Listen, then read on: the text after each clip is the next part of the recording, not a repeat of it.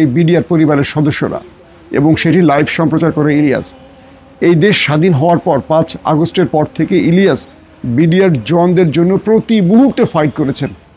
তার এই একক চেষ্টায় বলবো আজ বিডিআর জওয়ানরা মুক্তি পেয়েছেন।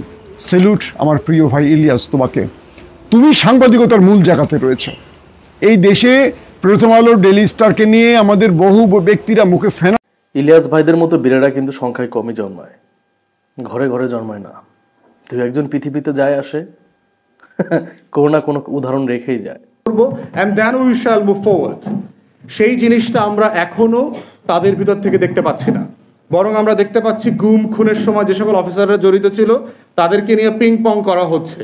চিটাগং থেকে সিলেট, সিলেট থেকে যশোর, যশোর থেকে ঢাকা, ঢাকা থেকে জামালপুর। বিডিআর হত্যাকাণ্ডের অবশেষে সেটা সফলতা দেখতে শুরু করেছে। তার বিচার কার্যক্রম শুরু হওয়ার পরপরই 250 জন বিডিআর জওয়ানকে মুক্তি দেওয়া হয়েছে।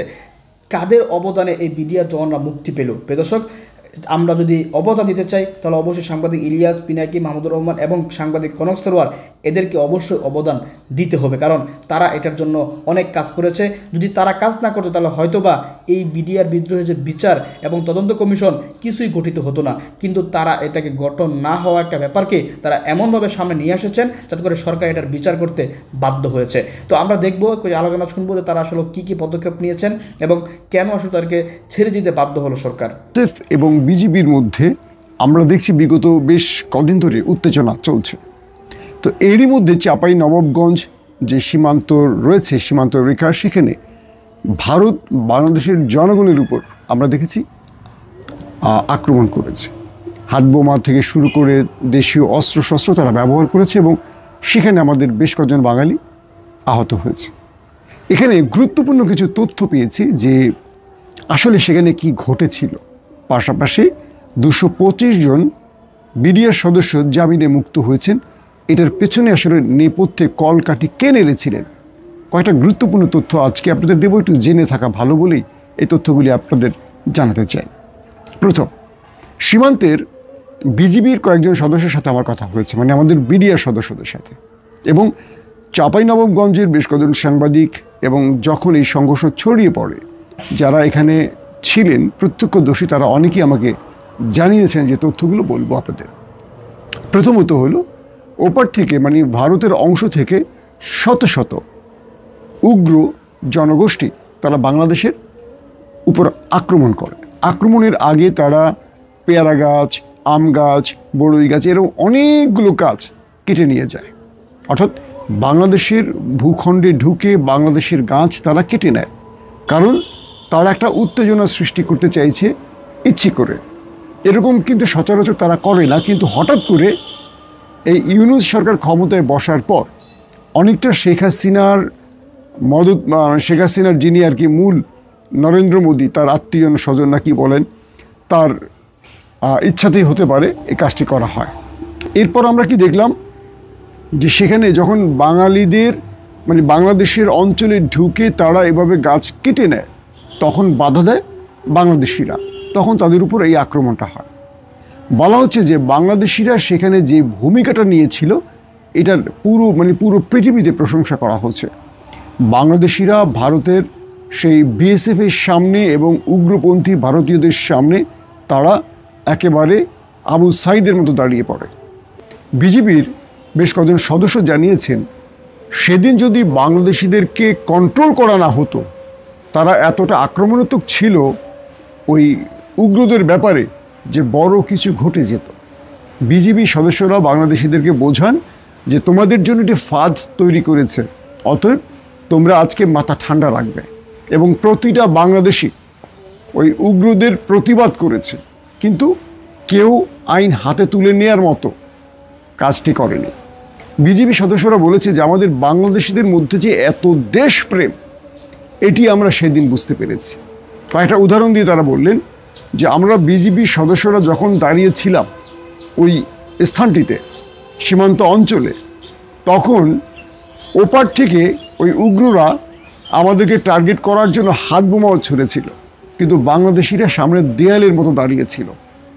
বাংলাদেশের জনগোষ্ঠী বলেছে যে আমরা বেঁচে থাকতে আমাদের একজন বিডিআর সদস্যের এতটুকু ছোঁয়া লাগতে দেব না। বিজিবি সদস্যটা যখন এই তথ্যগুলো দিয়েছেন, আমি তাদের কণ্ঠে বা কথা এটুকু বুঝতে পেরেছি যে তাদের চোখ হয়তো ভিজে যাচ্ছে। তারা বলছে 15 বছর ধরে আমাদেরকে এভাবে মানে বিড়াল বানিয়ে রাখা হয়েছে। আমাদের এই বাঘগুলোকে ওরা বিড়াল ভেড়া বানিয়ে রেখে দিয়েছিল। কে? শেখ হাসিনা। আজকে বিডিআর বলছে যে আজকে আমাদের বুকে সাহস ফিরে এসছে। আজকে আমরা চোখে চোখ রেখে কথা বলতে পারি, বন্দুকের বিরুদ্ধে বন্দুক ব্যবহার করতে পারি, বুলেটের বিরুদ্ধে বুলেট ব্যবহার করতে পারি। মনে হচ্ছে যে আমরা আজ স্বাধীন হয়েছি। বিগত 15 থেকে 18 বছর মনে হচ্ছে আমরা পরাধীন রাষ্ট্রে বাস করি। আমরা এতদিন পরাধীন ছিলাম। এতদিন ধরে বর্ডারে আমাদের ভাই বোনদের মারত ওরা, আর আমরা সেই লাশ বুঝে নেওয়ার জন্য পতাকা বৈঠক করতাম। আমরা আমাদের হাতে যে অস্ত্র কখনো ব্যবহার করতে পারতাম না, উল্টো আমরা আতঙ্কে থাকতাম যে আমরা কোনো কারণে যদি ওদের সাথে সংঘর্ষে জড়াই আমাদের চাকরি থাকবে কি না, আমাদের প্রাণ রক্ষা হবে কিনা, আমাদের সরকারই আমাদের কত বড় শাস্তির মুখে ফেলবে। কে বলছে? বিডিআর সদস্যরা। বুঝতে পারছেন? তো যখন আমাদের উপর ওরা অ্যাটাক করতে নামে, আমাদের ভূখণ্ডের আমাদের জনগণগুলো আমাদের সামনে দেয়ালের মতো দাঁড়িয়ে যায়, এবং এরা কেউ বিশৃঙ্খল হয় না।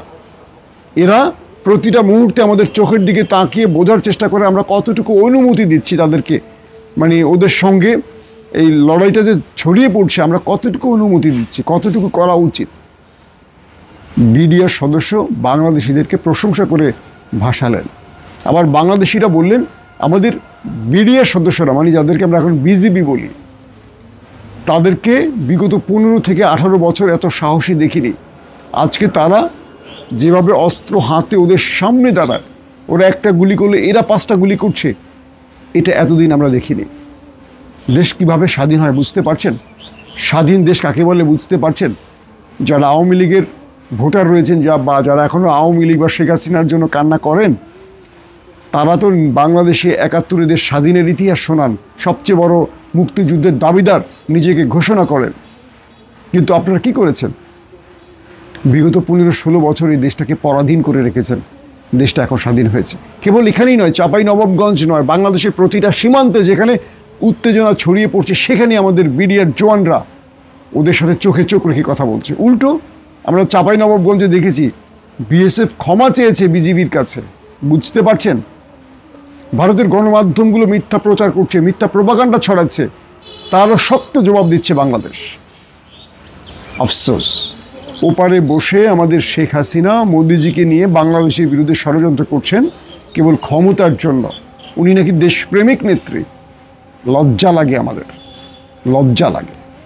দর্শক, দ্বিতীয় যে প্রসঙ্গটি সেটি হলো গতকালকে প্রায় 16 বছর পর আমরা দেখলাম নিরপরাধ বিডিআর জওয়ানদের 250 জনের মতো সদস্যকে বা জওয়ানকে জামিন দেয়া হয়েছে। অথচ এই জওয়ানদেরকে 16টা বছর জেলের ঘানি টানতে হয়েছে নিরপরাধ, বিনা অপরাধে। আমাদের প্রবাসী সাংবাদিক ইলিয়াস হোসেন এই উদ্যোগটি প্রথম নিয়েছেন, এবং মাহিন সরকার নামে আমাদের এক সমন্বয়ক এই দায়িত্বটা নিয়েছিলেন। মাহিন বাংলাদেশি, আর প্রবাস থেকে ইলিয়াস সরকারকে ব্যাপক চাপে রেখেছিলেন। আমাদের একজন আইন উপদেষ্টা আছেন যার প্রত্যেকটি কাজ মনে হচ্ছে ওপারকে খুশি করানোর। তিনি বহু নাটকীয়তা করেছিলেন এই জওয়ানদের জামিন না দেওয়ার জন্য। শেষ পর্যন্ত বকশীবাজার আলিয়া মাদ্রাসা যে অস্থায়ী আদালত, সেখানে আগুনের ঘটনাও ঘটে। তারপর আমাদের প্রবাসী সাংবাদিক ইলিয়াস হোসেন বড় বড় ফ্রেমে এটিকে আলোচনায় নিয়ে আসেন। বিশেষজ্ঞ, সামরিক অফিসার, আইনজীবী, বিভিন্ন পেশার ব্যক্তিদেরকে তার চ্যানেলে হাজির করেন এবং একটা চাপ সৃষ্টি করেন সরকারের উপর। পরবর্তী দেখলাম শহীদ মিনারে নির্ঘুম রাত কাটিয়েছিল এই বিডিআর পরিবারের সদস্যরা, এবং সেটি লাইভ সম্প্রচার করে ইলিয়াস। এই দেশ স্বাধীন হওয়ার পর 5 আগস্টের পর থেকে ইলিয়াস বিডিআর জওয়ানদের জন্য প্রতি মুহূর্তে ফাইট করেছেন। তার এই একক চেষ্টায় বলবো আজ বিডিআর জওয়ানরা মুক্তি পেয়েছেন। স্যালুট আমার প্রিয় ভাই ইলিয়াস, তোমাকে। তুমি সাংবাদিকতার মূল জায়গাতে রয়েছে। এই দেশে প্রথম আলো, ডেইলি স্টারকে নিয়ে আমাদের বহু ব্যক্তিরা মুখে ফেনা তুলে ফেলেন। বাংলাদেশের শতাধিক গণমাধ্যম রয়েছে, কেউ এই কথাগুলো বলেনি। প্রবাসে বসে থেকে তুমি সেই মানুষগুলোর কান্না আমাদের প্রতিদিন শুনিয়েছিলে ইলিয়াস। আমরা তোমাকে নিয়ে গর্বিত। এই দেশে তোমার মতো আর 10টা ইলিয়াস থাকলে এই দেশ কখনো পরাধীন হতো না। বিডিআর জওয়ানদের কথা কেউ বলেনি, এই সরকারও বলেনি, না বিএনপি না জামাত কেউ বলেনি। একজন ইলিয়াস লড়াই চালিয়ে গেছেন, সেই লড়াইতে বিজয় পেয়েছেন ইলিয়াস। যারা এই ঘটনাগুলো দেখছেন, যেসব সাংবাদিকরা মোচ পাকিয়েছেন, দাড়ি পাকিয়েছেন, চুল পাকিয়েছেন, নিজেকে বড় সাংবাদিক দাবি করেন, আর ইলিয়াসকে বলেন ইউটিউবার, তাদের লজ্জায় মরে যাওয়া উচিত যে আপনাদের মতো এই বিজ্ঞ প্রজ্ঞাবান বয়স্ক এত জ্ঞানের অধিকারী সব বিষয়ে পারদর্শী সাংবাদিকরা বাংলাদেশে কোন বালটা সৃষ্টিলেন জীবনে, বাংলাদেশে কোন উপকারটা করছেন আপনারা? নিজের ফ্ল্যাট, গাড়ি বাড়ি, নারী মদ ছাড়া, দলের তাবেদারি ছাড়া পারেননি।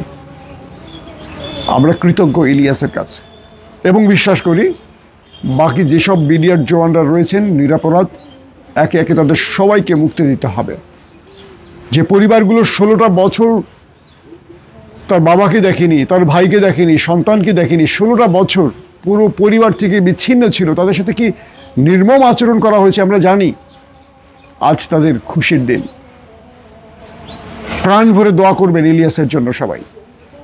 দর্শক, বাংলাদেশের প্রতিটা সমস্যা আমরা এভাবে কাজ করতে চাই।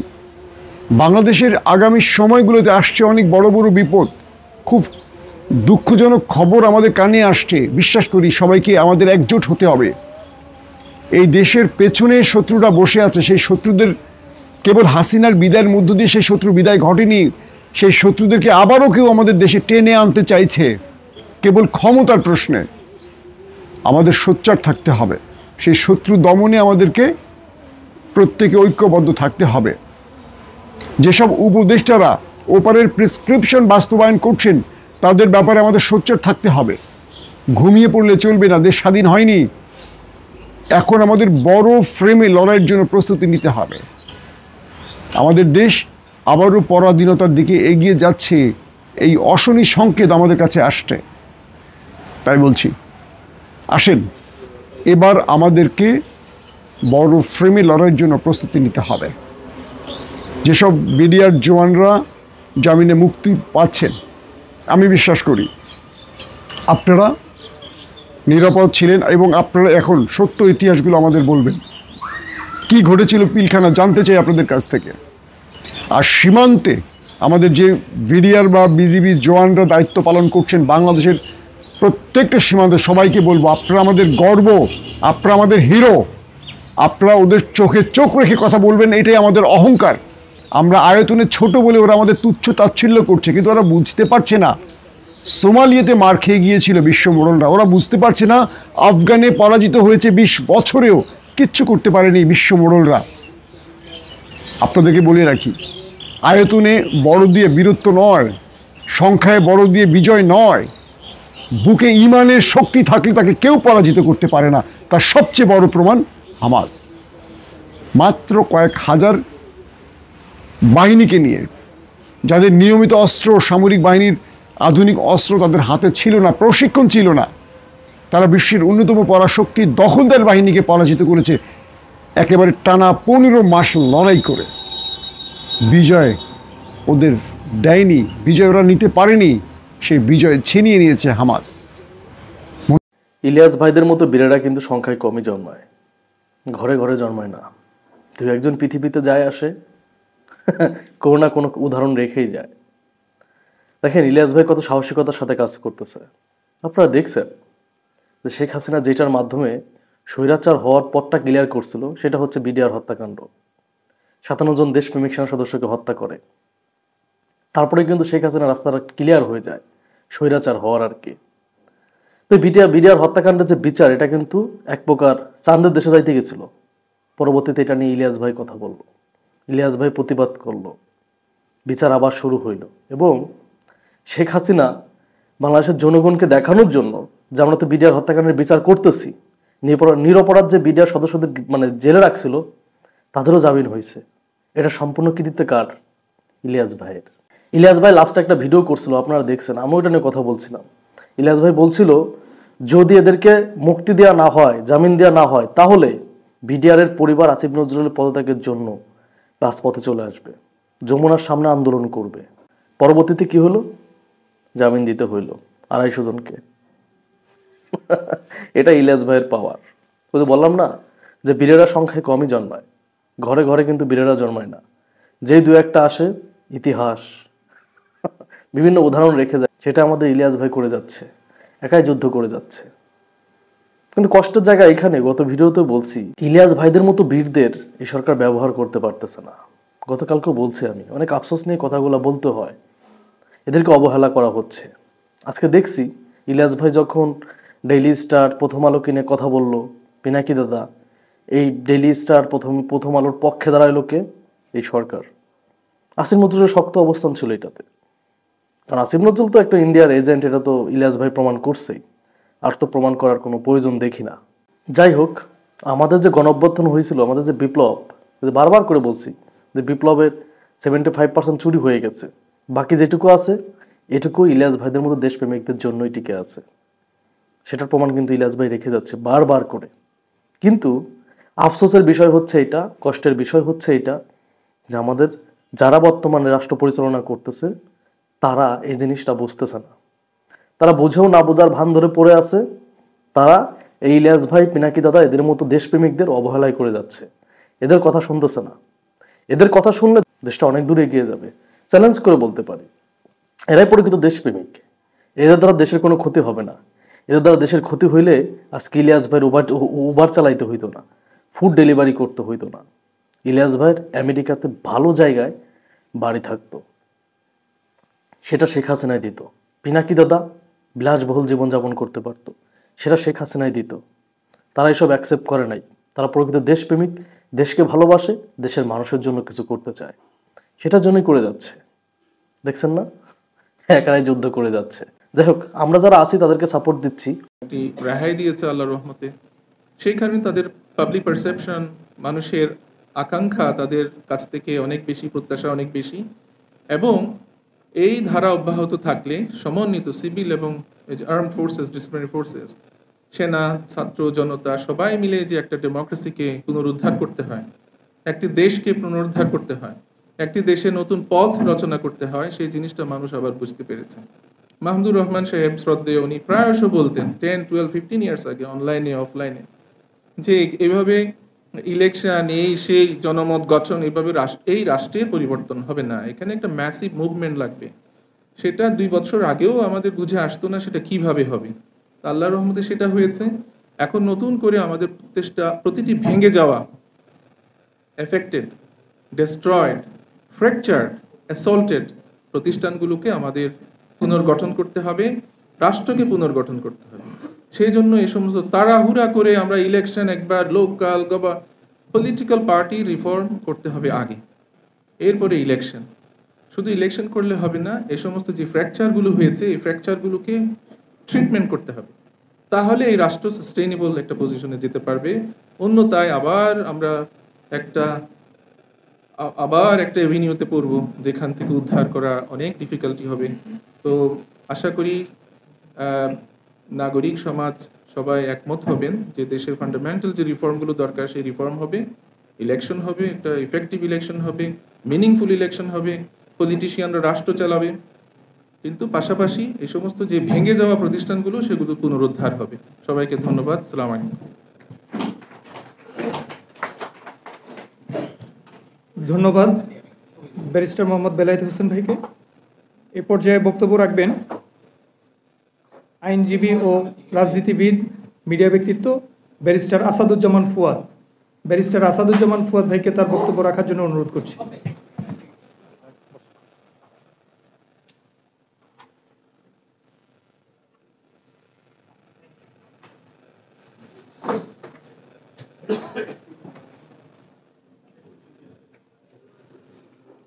বিসমিল্লাহির রহমানির রহিম। প্রিয় আয়োজকবৃন্দ, আমার প্রাণপ্রিয় সশস্ত্র বাহিনীর সদস্য ভাই বোনরা যারা আছেন এখানে, আসসালামু আলাইকুম। বাংলাদেশে ইতিহাসের একদম শুরুর জায়গা থেকে, ইনফ্যাক্ট শুরুর আগের জায়গা থেকে যদি দেখেন, আমাদের আর্ম ফোর্সেস এই জাতির ইতিহাসের অঙ্গে অঙ্গে জড়িয়ে আছে। 65-র যে যুদ্ধ ভারত পাকিস্তানে, সেখানে east Pakistan regiment historic role play করেছে, যার মেইনলি লার্জলি বাঙালি অফিসাররা ছিলেন। তাদের অবদান খুব বেশি এখানে আলোচনা হয় না। এখানে সম্ভবত আজম সাহেব নামে একজন খুবই অসাধারণ পাইলট ছিলেন, সাইফুল আজম সাহেব নামে একজন অসাধারণ পাইলট ছিলেন, যিনি মধ্যপ্রাচ্যে আপনার 67-এর যুদ্ধে অসাধারণ বৈমানিক যে এক্সপার্টিস তিনি সেখানে শো করেছেন। এবং ইসরায়েলিরা যাকে তাদের এনিমি হিস্ট্রিতে আলোচনাতে বারবার এই আরব যুদ্ধের ইতিহাসে তাকে টেনে নিয়ে এসছে। আমাদের সেক্টর কমান্ডার্সরা যারা ছিলেন, আমাদের 11টা সেক্টরে 71-এর প্রত্যেকটা কমান্ডিংয়ের দায়িত্বে ছিলেন মিলিটারি ফোর্সেস অফিসাররা ছিলেন। এবং যদিও সারেন্ডার সেরিমনিতে আমাদের সশস্ত্র বাহিনীর রেপ্রেজেন্টেশন ছিল না, তো এত অবদানের পরেও তাকে ডিফেম করা, ডিসগ্রেস করার কালচারটা কিন্তু শুরু হয়েছে 71-এ 16 ডিসেম্বরে, যে যার নেতৃত্বে আমার পুরো সারা বাংলাদেশ, যাদের নেতৃত্বে সংগঠিত হয়েছে, যুদ্ধের ঘোষণা যাদের নেতৃত্বে এসছে, যারা এই কমান্ডিং ফোর্স তৈরি করেছেন, সিভিলিয়ানদেরকে ট্রেন করেছেন, শর্ট কোর্স, লং কোর্স, হাবিজাবির বদলে ক্র্যাশ কোর্স করেছেন, করে করে মুক্তিযোদ্ধাদেরকে আপনার ট্রেন করেছে। আমার বাবা মুক্তিযোদ্ধা ছিল, আমি অনেক গল্প শুনেছি। তো সেই জায়গাতে আমরা দেখলাম যে 16 ডিসেম্বর থেকেই বাংলাদেশের এই ফোর্সগুলোকে ডিফেম করা এবং ডিসগ্রেস করার একটা কালচার, পার্টিকুলারলি এটাতে নেতৃত্ব দিয়েছে হচ্ছে আওয়ামী লীগ, তার ল্যাসপেন্সার এবং লেফটিস্ট, যার কথা আমার ছোট ভাই রনি বলে গেছে এর আগে। এবং যতবারই আমরা দেখেছি যে বাংলাদেশের এই যে সোকল বাম রাজনীতিক তাত্ত্বিকরা যারা ছিলেন, তারা এটা বয়ান তৈরি করেছেন যেটা কেন থাকবার প্রয়োজন নাই, আর এটার উপরে আমল করা শুরু করেছে হচ্ছে আওয়ামী লীগ। এবং এসেই তারা যেটা করেছে, পিলখানা গণহত্যার নাটক মঞ্চায়িত করেছে। এটা করবার মধ্য দিয়ে আমার 57 জন অফিসারকে শুধু হত্যা করা হয়নি, এই সমস্ত মিলিটারি হিস্ট্রিতে single operation of the day এত অফিসার মারা গেছে বলে আমরা জানি না আমাদের ছোট পড়াশোনাতে।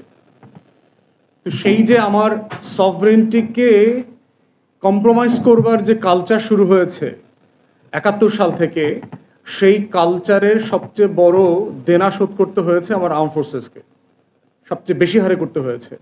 এবং যেহেতু আমি আপনাদের অফিসার ভাই বোনদের সাথে দফায় দফায় ইনডোর আউটডোর অসংখ্য মিটিং করেছি, আমি যে জুলুমের কথা আপনাদের কাছ থেকে শুনেছি, বোনদের উপরে যে অ্যাবিউজ হয়েছে শুনেছি, ফ্যামিলি ব্রেকআপ করতে বাধ্য করেছে, অনুমতি ছাড়া কেন বিয়ে করবে, এইসব শুনলাম। এবং খুবই সিলি রিজন মনে হয়েছে আর কি, যে মনে হয়েছে যে ওকে খায়া ফেলতে হবে, ওকে ডিসমিস করতে হবে, এখন একটা বের করো আর কি, give him a black sheep title so you can kill them off. তো সেই কালো বিড়াল খোঁজার মতো অবস্থা তৈরি হয়েছে। তো সেখান থেকে আমরা কি করেছি, আমাদের জায়গা থেকে আপনাদের দাবি দেওয়ার ব্যাপারে কিন্তু আমরা শুরু থেকে ভোকাল ছিলাম। আমাদের জায়গা থেকে প্রধান উপদেষ্টার সাথে যখন আমাদের মিটিং হয়েছে ইন্ডোরে যমুনাতে, আমরা 4টা গণতদন্ত কমিশন করবার জন্য প্রধান উপদেষ্টাকে সরাসরি বলেছি। তার ভিতরে প্রথমটা বলেছি যে বাংলাদেশের ইতিহাসের এই যে নৃশংসতম ফ্যাসিবাদী শাসন দেখলাম, তার প্রথম গণহত্যার শিকার হয়েছে হচ্ছে আমাদের আর্মড ফোর্সেস। এবং 4টা বাহিনী, টেকনিক্যালি আর্মড ফোর্সেসের 3টা বাহিনী এবং হচ্ছে বিডিআর, আমার স্বাধীনতা সার্বভৌমত্বের 4টা ফোর্সকে একটা সিঙ্গেল অপারেশন দিয়ে পঙ্গু করে দেওয়া হয়েছে। এবং সেই পঙ্গু করবার পিছনে এখন আমার দেশের বরাতে তো যেগুলো আমরা আগে ইনডোরে জানতাম, এখন তো এটা আমার দেশ এভিডেন্স আকারে প্রকাশ করেছে যে কিভাবে বাহিরের এবং ভিতরকার শক্তি মিলে আওয়ামী লীগের নেতা কর্মীরা কিছু ডিসগ্রেসড মিলিটারি অফিসারকে একসাথে করে নেক্সাস তৈরি করে এই অপারেশনকে অন্য দেশের মতো করে সাজিয়ে প্রস্তুত করেছে। এবং এই বাস্তবতায় যেটা হয়েছে, পরের 16 বছরের যে ফ্যাসিবাদী শাসন, সেটা করাটা অনেক সহজ হয়ে গেছে। এবং আমরা দেখেছি যে আমাদের ডিজিএফআই, এনএসআই এর মধ্য দিয়ে র্যাব যে কিলিং মনস্টারে পরিণত হয়েছে, যেখানে আর্ম ফোর্সেসরা লিড দিয়েছে, এবং আমরাও এটার হুমকির মুখে কন্টিনিউয়াসলি ছিলাম, কন্টিনিউয়াস ফোনের থ্রেটের মধ্যে ছিলাম, কন্টিনিউয়াসলি এখানে যাওয়া যাবে না, ওখানে যাওয়া যাবে না, বাড়ির সামনে পিছনে ঝামেলা, এগুলো থ্রেটের মধ্যে ছিলাম এই ফ্যাসিবাদী আন্দোলনের সময় যখন আমরা রাস্তায় ছিলাম। তো সেই জায়গাতে আর্ম ফোর্সেস দুর্বল হওয়ার সাথে আমার শুধু একটা ফোর্স দুর্বল হওয়ার প্রশ্ন জড়িত না, এটার সাথে আমার সভরেন্টি, আমার ফ্রিডম, আমার ডেমোক্রেসি, আমার রুল অফ ল, আমার গভর্নেন্স, আমার পলিটিক্যাল স্ট্রাগল, প্রত্যেকটা স্ট্রাগলের সাথে এই লড়াইটা জড়িয়ে গেছে। এবং জড়িয়ে গেছে বলেই আমরা দেখলাম যে তারেক আহমদ সিদ্দিকের মতো একটা কিলার মনস্টারকে এখানে দায়িত্ব দেওয়া হয়েছে এই ফোর্সগুলোকে কিভাবে ডিস্টেবিলাইজ করে দেওয়া যায়, এবং কত সিলি রিজনে করেছে। হিজবুত তাহরির বের করা, জামাত বের করা, শিবির বের করা, দাড়িওয়ালা বড় দাড়ি কেন রেখেছে, টাকনুর উপরে কাপড় কেন পরে, এত অল্প বয়সে কেন হজ করতে গেছে। মানে আমি আশ্চর্য হয়েছি যখন অফিসারদের এইসব বক্তব্য শুনেছি, আমাদের বোনদেরকে যে সকল কারণ বলেছে। এবং পিএনজি মানে এটা তো বুঝতামই না, মানে আপনাদের ব্যাখ্যা করবার আগে আর কি, যে ফোর্সেস অফিসাররা এক কাপড়ে বাড়ি চলে গেছে, তাদেরকে পেনশন দেওয়া হয় নাই, বেতন দেওয়া হয় নাই, তাদের যে আবাসন সুযোগ সুবিধা পাওয়া, তারপরে হচ্ছে তাদের যে হাসপাতাল সুযোগ সুবিধা পাওয়া, যদিও এটা ডিফারেন্ট আলোচনা যে রাষ্ট্র এভাবে ডিভাইসিভ সুযোগ সুবিধা কাউকে দেওয়া উচিত কিনা, সে আলোচনা ভিন্ন আলোচনা, কিন্তু মানে আপ আনটিল নাও যেটা এন্টাইটলমেন্ট, সেই এন্টাইটলমেন্ট থেকে তাদেরকে বঞ্চিত করা হয়েছে। এবং এই বঞ্চিত করবার মধ্যে যেটা হচ্ছে অনেকে পেনশন পান নাই। আপনারা তো একটা অফিসার্স জায়গাতে আছেন, আমার সাথে শত শত সিপাহীরাও এসে দেখা করেছে, বিভিন্ন ফোর্সের সিপাহীরা, এবং তাদের জন্য আমার কথা বলাটার একটা অব্লিগেশন আছে। এবং এই সিপাহীদের উপর যে নির্যাতন করা হয়েছে, অফিসে এসে এই সিপাহীরা জামা খুলে তাদের উপর টর্চার দেখিয়েছে, শরীরের বুকে পিঠে হেন কোনো জায়গা নাই যে তার অত্যাচারের নির্যাতন নাই, তার হাতে পায়ে এই লেভেলের টর্চার করেছে। এবং কোনো কারণ ছাড়া, কোনো কারণ বলে নাই, যে সিম্পলি পোশাক থেকে এক কাপড় উঠায় নিয়ে চলে গেছে। শত শত হাজার হাজার অফিসারকে করেছে, মানে সোলজারদেরকে করেছে।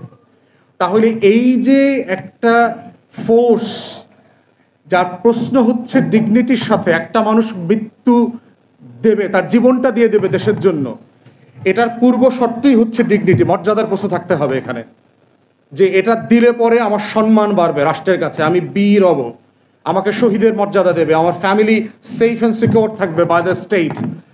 সেই ডিগনিটিটা পর্যন্ত এই ফোর্সের অফিসারদের কেড়ে নেওয়া হয়েছে, সোলজারদের কেড়ে নেওয়া হয়েছে। এবং শুধু তাই না, অফিসাররা না হয় আপনাদের র্যাঙ্ক অ্যান্ড ফাইল আছে, আপনারা পরিচয় দিতে পারেন, স্ট্যাটাস আছেন, সিপাহীদের অবস্থা দেখলাম অমানবিক জীবনযাপন করছে, কোথাও চাকরি পায় না এখন। কারণ ইন্টেলিজেন্স রিপোর্ট যখন ভেরিফিকেশনে আসে, তাদেরকে ওখানে রিপোর্ট দেখায় যে তারা ডিসগ্রেস সোলজার ছিলেন, কোথাও চাকরি পাচ্ছে না। এবং বিভিন্ন জেলায় আমি যখন সফরে যাই, বিডিআর থেকে বিভিন্ন ফোর্স থেকে অফিসাররা, সোলজাররা আসে, সিপাহীরা আসে, জওয়ানরা আসে, এসে তাদের কষ্টের কথা আমাদের শুনতে হয় ঘন্টার পর ঘন্টা ধরে। তো এই যে একটা বাস্তবতা তৈরি করেছে, সেই বাস্তবতাটা কিন্তু আমরা প্রধান উপদেষ্টাকে বুঝায় বলেছি, দিস ইজ হোয়াট হ্যাপেন্ড। এবং আপনারা দেখেন যে আমরা আগস্ট সেপ্টেম্বর থেকে কন্টিনিউ এটা বলবার পরে উইথ মাচ রিল্যাক্টেন্স যে তারা এই রিসেন্টলি পিলখানা গণহত্যার বিচার করবার, তদন্ত করবার জন্য একটা কমিশন করেছেন। এবং আমি ইন্টারনালি জানি কোনো ফোর্স এটার পক্ষে মতামত দেয়নি, সকল গোয়েন্দা সংস্থা এটার বিপক্ষে মতামত দিয়েছে। তাহলে একটা রাষ্ট্র কিভাবে করাপ্ট শুধু হয় নাই, যে সে একটা মনস্টারাস এস্টাবলিশমেন্ট তৈরি করেছে, একটা ফেক ডিপ এস্টাবলিশমেন্ট তৈরি করেছে রাষ্ট্রের উইদিন দ্য ইনস্টিটিউশনস, যেটার মধ্য দিয়ে সে নিজেকে কারেকশন পর্যন্ত করতে চায় না, সে নিজেকে ক্রিটিক করতে চায় না, রিভিউ করতে চায় না, সে আবার নতুন করে রাষ্ট্রের ফোর্স হইতে চায় না, সে গণতন্ত্রের ফোর্স হইতে চায় না, সে সফরেন্টির ফোর্স হইতে চায় না, সে লুকাইতে চায়। এটা লুকাইতে চাওয়ার বৈশিষ্ট্য কিন্তু একটা আওয়ামী ফ্যাসিবাদের বৈশিষ্ট্য। দেখবেন গত 5 বছরে এই কোনোলা স্পেন্সার ফ্রম অ্যাট দ্য টপ এবং বটম পর্যন্ত দেখবেন কোনো মানুষ রিগ্রেট করে নাই, অনলাইনে অফলাইনে কোথাও নাই। এবং এই বাটপাটদের অনেকে আমাদের এখন পার্টি অফিসে ইমেল করে। রিসেন্টলি একটা ইমেল পাইছে আওয়ামী লীগের এক নেতার কাছ থেকে, সে বিশাল ইমেল টিমেল করে বোঝানোর চেষ্টা করতেছে যে আগামী দিনের গণতান্ত্রিক রূপান্তরের জন্য আওয়ামী লীগ কি অবদান রাখতে পারবেন, এবং সেক্ষেত্রে আমরা রাজনৈতিক দলগুলো কিভাবে এই রূপান্তরের কাজে স্ট্রাগলে একসাথে কাজ করতে পারি। মানে ফ্যাসিবাদ মানে কোন লেভেলে দেখেন, মানে ওইটাতে পশুর দল না হইলে এই লেভেলে নির্লজ্জ হইতে পারে না 5 মাসের মধ্যে। এবং দেখলাম যে এটা একটা ভেরি ভেরি আনপ্রফেশনাল ইমেল করছে। 2তে আপনার সকল পলিটিক্যাল পার্টির ইমেল অ্যাড্রেস দেখলাম, সব পলিটিক্যাল পার্টির কাছে সে ইমেল করছে।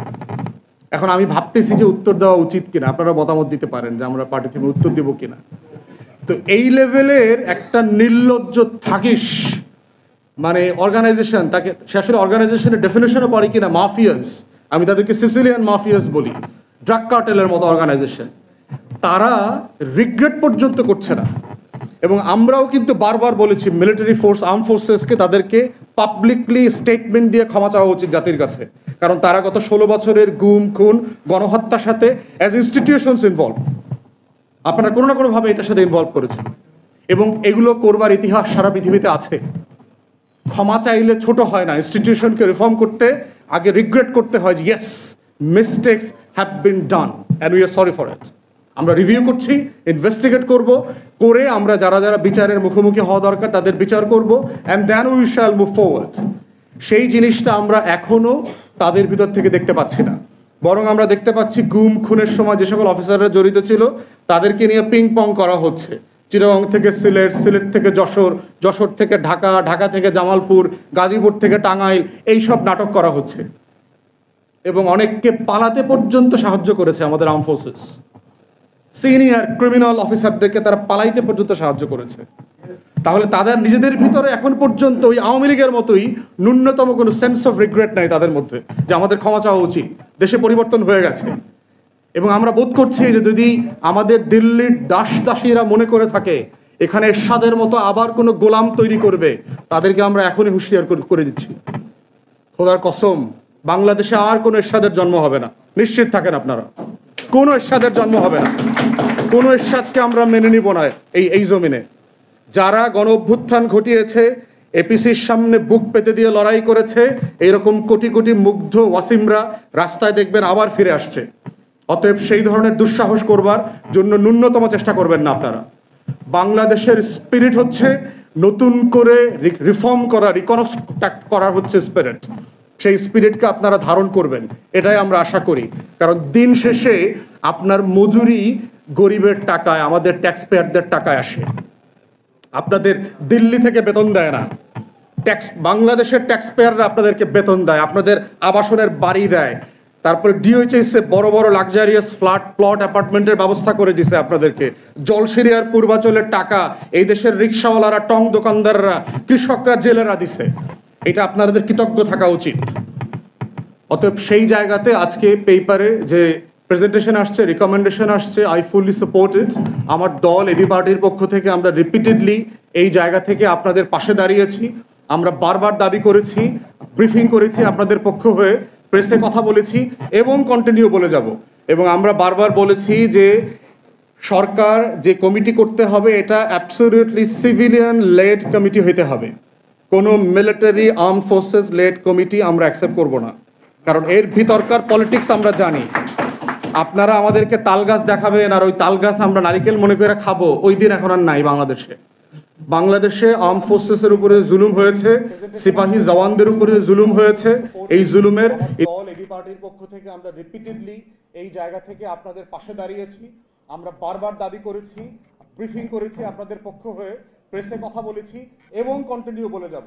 এবং আমরা সাথে পরামর্শ করে টার্মস অফ রেফারেন্স ঠিক করতে হবে। থার্ড আরেকটা জিনিস আমি বলে শেষ করে ফেলি, সেটা হচ্ছে বিজনেস। সেনাবাহিনীগুলোকে যেভাবে করাপ্ট করা হয়েছে বিজনেস করতে দিয়ে একটা বণিক সমিতি তৈরি করেছে, মনে হয় যে একটা প্যারালাল এফবিসিসিআই আছে এখানে আর্ম ফোর্সের ভিতরে। দুধের ব্যবসা করে, গরুর ব্যবসা করে, ছাগলের ব্যবসা করে, সরের ব্যবসা করে, সরের ভিতরে ধান পাট লাগায়। This is not the business of the armed forces. Come on, this is not the business a country has set up for the sovereign forces. এগুলোর জন্য তো ফোর্স তৈরি করা হয় না। ব্যবসা করতে চাইলে উর্দি খুইলে আইসা আমাদের মতো লুঙ্গি গামছা পয়রা ব্যবসা করেন, মোস্ট ওয়েলকাম, কোনো সমস্যা নাই। কিন্তু উর্দি পয়রা দেশের সভরেন্টি রক্ষা করতে পারবেন না, কিন্তু ব্যবসা করবেন, হইতে পারে না। সো সিদ্ধান্ত নিয়ে এই একটা নতুন রিভিউ করা দরকার, কিভাবে এই বিজনেসগুলোকে সিভিলিয়ান ট্রান্সফরমেশন করা হবে।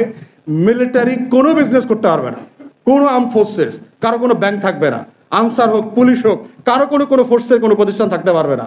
রাষ্ট্র ব্যবসা করবে, সিভিলিয়ানরা ব্যবসা করবে, যার জীবন দেওয়ার জন্য যার চাকরি সে ওইটার জন্যই শুধু কাজ করবে। This is the highest professionalism expected out of the forces. So আমরা ইন্টারিম অ্যাডমিনিস্ট্রেশনকে বলছি যেই যে রিফর্মগুলো করা দরকার, এজেন্সিগুলো সিরিয়াস রিভিউ করা দরকার। আমাদের ডিজিএফআই, এনএসআই যা কাজ করেছে, তাদের অফিসাররা যা করেছে, তাদের এখতিয়ার ছিল কিনা। আমি যতটুকু জেনেছি যে ডিজিএফআই নাকি এখন পর্যন্ত কোনো ওয়ার্কিং প্রোটোকল নাই। আসলে আপনি একটা ফোর্স মনস্টার বানায় দিচ্ছেন, তার কোনো প্রোটোকল নাই, তার অডিট হচ্ছে না, তার কাজের রিভিউ হচ্ছে না, এই রাষ্ট্র কিভাবে চলবে? এই রাষ্ট্র কিভাবে অ্যাকাউন্টেবল হবে? এই রাষ্ট্র কিভাবে রিপাবলিক হবে? এই রিপাবলিকের জন্মদাতা তো আপনারা ছিলেন, আপনারাই তো সেক্টরে যুদ্ধ করে করে এই দেশকে স্বাধীন বানিয়েছেন। তাহলে স্বাধীন বানানোর পর তাকে আবার দৈত্য বানানোর কাজ আপনারা কেন করছেন? তাহলে রিপাবলিক ক্যারেক্টার বানানোর পারপাসই হচ্ছে যে রাষ্ট্রকে, প্রতিষ্ঠানকে অ্যাকাউন্টেবল করতে হবে। তাহলে 16 বছরে ডিজিএফআই এবং এনএসআই যা যা করছে তার প্রত্যেকটা কাজের হিস্সা দিতে হবে জনগণকে। কারণ আমরা যারা রাজনৈতিক কর্মী ছিলাম আমরা জানি তারা কি করেছে। শুধু মানে আর্ম ফোর্সেসের অফিসারদের উপর তারা জুলুম করে নাই, তারা গণহত্যার অ্যাক্টিভ ফোর্স ছিল বাংলাদেশে গত 16 বছর। হেন কোনো অন্যায় নাই যা আমরা আর্ম ফোর্সেস করে নাই। বলবেন আমাদেরকে উপর থেকে বলছে, উপর থেকে বললেই কি আপনাকে করতে হবে? কনসিয়াসনেস অবজেকশনের জায়গা ছিল না আপনাদের অফিসারদের? প্রমোশনের জন্য, প্লট ফ্ল্যাটের জন্য রাতের নির্বাচন করে দিয়েছেন এই সকল অফিসাররা। পুলিশ আর সেনাবাহিনী মিলে রাতের ভোটে নির্বাচন করে গাড়ি বাড়ি লক্ষ লক্ষ টাকা, 50 লাখ টাকার চেক, 35 লাখ টাকার চেক পাইছেন। এইভাবে ম্যাটেরিয়ালিজম দিয়ে আমার আর্ম ফোর্সেসকে করাপ্ট করে ফেলছে। রুটি খাওয়া বন্ধ করে দিয়ে ভাত খাওয়াই দিচ্ছে, এখন দৌড়াইতে পারেন অফিসাররা। অলমোস্ট সব সার্ভিং অফিসার দেখে বিশাল বিশাল পেট। এত মোটা মোটা অফিসার দিয়ে আপনি যুদ্ধ করবেন কিভাবে? ঘুম থেকে উঠে হাঁটে নাদুস নদুস করে, মনে হয় যে ক্যাটওয়াক করতেছে। মানে একটা ফিজিক্যালি আনফিট করে দিয়েছে, মেন্টালি আনফিট করেছে, ডিগনিটি কেড়ে নিয়ে গেছে, ম্যাটেরিয়ালিস্টিক বানিয়ে দিয়েছে। These are not the exact signs of A military who can save the country and the nation. কখনো পারবে না এটা। এটা একটা স্যাক্রিফাইসিং ফোর্স হইতে হবে। জীবন দিতে পারে কারা? পুঁজিবাদী লোকরা, বস্তুবাদী লোকরা জীবন দিতে পারে না, এটা হয় না। পুঁজিবাদীরা খালি এনজয় করে, লাইফ এনজয় করে। আমার আর্ম ফোর্সেস গুলোকে পুঁজিবাদী বানাই দিছে, বনিয়া বানাই দিছে। সো আমি বিশ্বাস করি যে একটা টোটাল হোলসেল রিফর্ম হওয়া দরকার। এই রিফর্মের মধ্য দিয়ে যে সেকেন্ড রিপাবলিকের আকাঙ্ক্ষা তৈরি হয়েছে, সেই আকাঙ্ক্ষাকে কিভাবে করব একটা অ্যাকাউন্টেবিলিটির মধ্য দিয়ে, ইনসাফের ভিত্তিতে, গ্র্যাজুয়াল প্রসেসে, যেন আমার কোনো জিনিস কম্প্রোমাইজ না হয়, আমার চেঞ্জগুলো যেন অ্যাব্রাপ্ট না হয়, সেটাকে মাথায় নিয়েই আমাকে এই পরিবর্তনগুলো আন্ডারটেক করতে হবে। আয়োজকদের এই লড়াইয়ের সাথে আমি আছি, আমার আর্ম ফোর্সেস মজলুম ভাই বোনদের সাথে আছি। আমরা আপনাদের পাশে থাকবো, লড়াই করব, কথা বলবো, প্রতিবাদ করব ইনশাআল্লাহ। এবং যা যা করণীয়, রাষ্ট্রের সাথে যদি নেগোশিয়েট করা লাগে আপনাদের হয়ে, সেই লড়াইও আমরা করব। সবাইকে অসংখ্য ধন্যবাদ। আসসালামু আলাইকুম।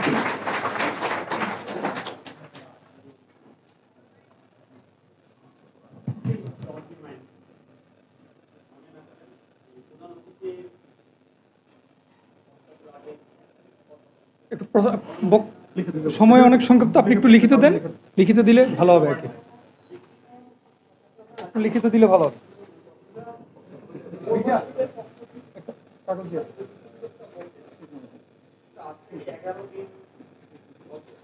সময় আমাদের আরো কয়েকজন অতিথি আছেন, তো একটু কাইন্ডলি আপনি যদি একটু লিখিত দেন, পরে ওনারা অ্যান্সার দিয়ে দিবেন। ওনার বক্তব্যের সময় প্রধান অতিথি অ্যান্সার দিয়ে দিবেন ইনশাআল্লাহ। একটু কাইন্ডলি আপনাকে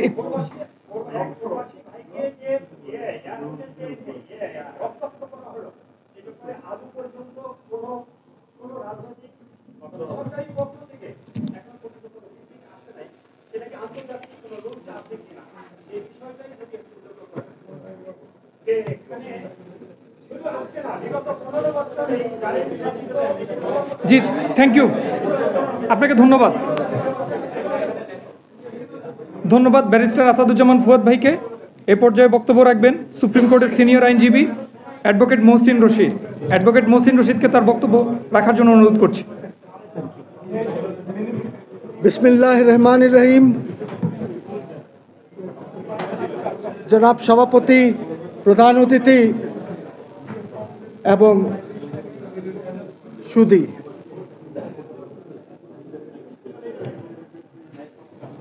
বন্ধুগণ, আমি এই সরকার থেকে কিছুই এক্সপেক্ট করি না। এই সরকার থেকে এক্সপেক্ট করি না, তার কারণ হচ্ছে যে আমি বারবার বলেছি এই দেশে রেভলিউশনারি প্রোক্লেমেশন দ্বারা ইন্টারিম রেভলিউশনারি কনস্টিটিউশন করে দেশ পরিচালনা করা উচিত ছিল। এবং এই 18 কোটি লোকের মধ্যে অনেক ভালো ভালো লোক আছেন যারা এই দেশকে পরিচালনা করতে পারেন। কিন্তু আমরা দেখলাম একটি এনজিও সরকার গঠন করা হলো। প্রথম আলোর নমিনেটেড সরকার গঠন করা হলো, ডেলি স্টারের নমিনেটেড সরকার গঠন করা হলো, যে সরকার দেশটাকে নিচে কত নিচে নিচ্ছে এটা এখনো আমি বুঝতে পারছি না, অনেক নিচে নিয়ে যাচ্ছে দেশকে। যিনি প্রধান উপদেষ্টা, উনার ব্যাপারে একটি পাবলিক পারসেপশন ছিল, ওই পারসেপশনটা ধূলিসাৎ হয়ে গেছে। এই যে রিফর্মসের 4টি কমিটি যে প্রস্তাব দিয়েছে,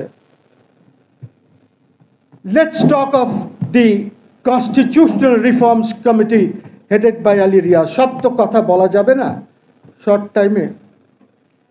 আমি ওনাকে জিজ্ঞেস করতে চাই, আপনি কয়টা স্টেক হোল্ডারদের সাথে কথা বলেছেন? আপনি কি লয়ার্সদের সাথে কথা বলেছেন? আপনি কি ল একাডেমিক্সদের সাথে কথা বলেছেন? আপনি কি বিভিন্ন এনজিওস যারা হিউম্যান রাইটস এবং এইগুলি নিয়ে কাজ করছে ওদের সাথে কথা বলেছেন? বলেন নাই। যারা আপনাকে প্রস্তাব দিয়েছে ওদের সাথে কথা বলেছেন? বলেন নাই। দু একজনকে ডেকেছেন বা ওরা গিয়েছে, নিজে গিয়ে কিছু কথা বলেছে, 1 পাতা 2 পাতা কিছু বিএনপি দিয়েছে। আপনি কি করেছেন? আপনি কিসের রিফর্মসের কথা বলছেন? রিফর্মস কি এইভাবে হয়? রিফর্মস এইভাবে হয় না। প্রথমে একটি পলিসি দরকার হয়, ওই পলিসিকে ধরে আপনাকে রিফর্মস করতে হবে। রিফর্মস আকাশে হয় না, বাতাসে হয় না। আপনি কি তা করেছেন? কেউই করেছে?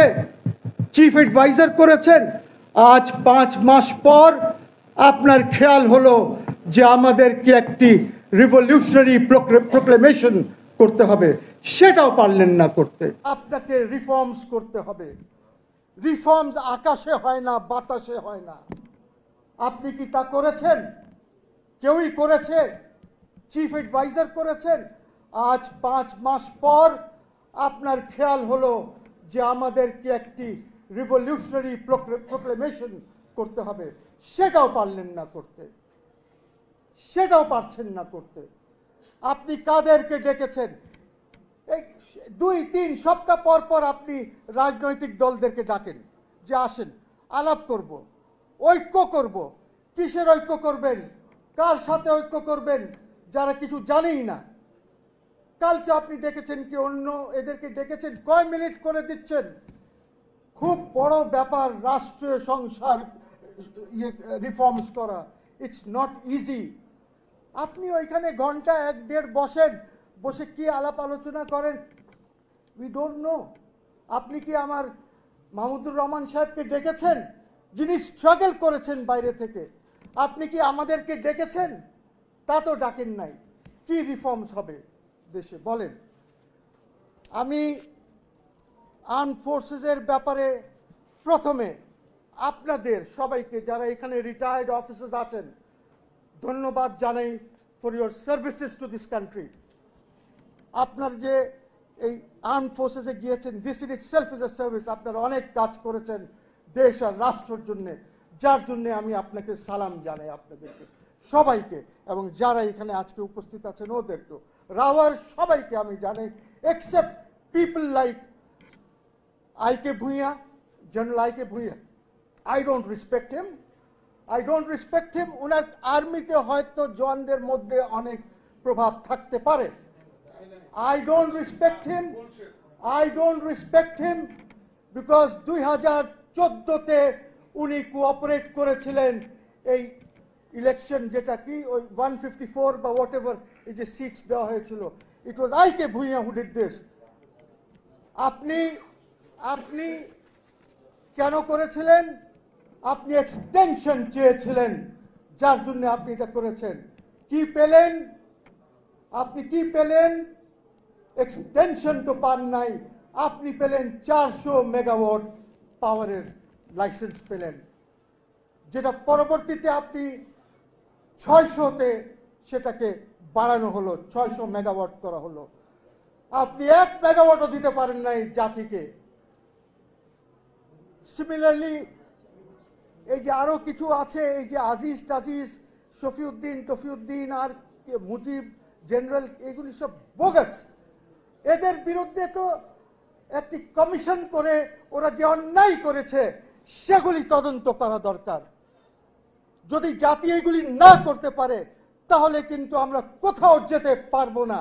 এবং আপনাদের উপরে, রিটায়ার্ড অফিসারদের উপরে একটি গুরুত্ব দায়িত্ব আছে যে আপনারা এইটাকে নিয়ে এগোন এবং প্রেশার গ্রুপ হিসাবে দায়িত্ব পালন করেন যে রাষ্ট্রকে কিভাবে বাঁচাবেন। আজকে আমি আপনাদেরকে বলি, আপনারা এখানে যে কথাগুলি বলেছেন, সরকারের কাছে যে বলতে চাচ্ছেন, please don't go to the সরকার। আপনারা রিটায়ার্ড অফিসারদের একটি কমিশন করেন, আগে নিজেরাই একটি কমিশন করেন, কমিশন করে যত অন্যায় হয়েছে এটা তদন্ত আপনারা করেন, প্রাইভেট কমিশন করেন আপনারা, which is very easy। আপনাদের কোনো দরকার নাই 3-4 জনের কমিশন করেন, পাবলিক হিয়ারিং করেন, লোকজনকে ডেকে ওনাদের কথা শোনেন এবং একটি রিপোর্ট প্রস্তুত করেন, যে রিপোর্টটি আপনারা জনগণকে দেবেন। আপনারা সরাসরি জনগণের সাথে সম্পর্ক করেন, আপনাদের এস্টাবলিশমেন্ট সরকারের সাথে কোনো প্রয়োজন নাই। নাম্বার 2, যদি আপনারা নিজে কমিশন না করতে চান বা না করেন, তাহলে আপনাদেরকে আমি বলবো সরকারের কাছে যদি দাবি জানাতে চান তাহলে একটি জুডিশিয়াল কমিশনের দাবি জানান, একটি জুডিশিয়াল কমিশনের দাবি জানান। কারণ হচ্ছে যে আপনাদের পক্ষে কেউ থাকবে না, আমি বলছি কেউ থাকবে না।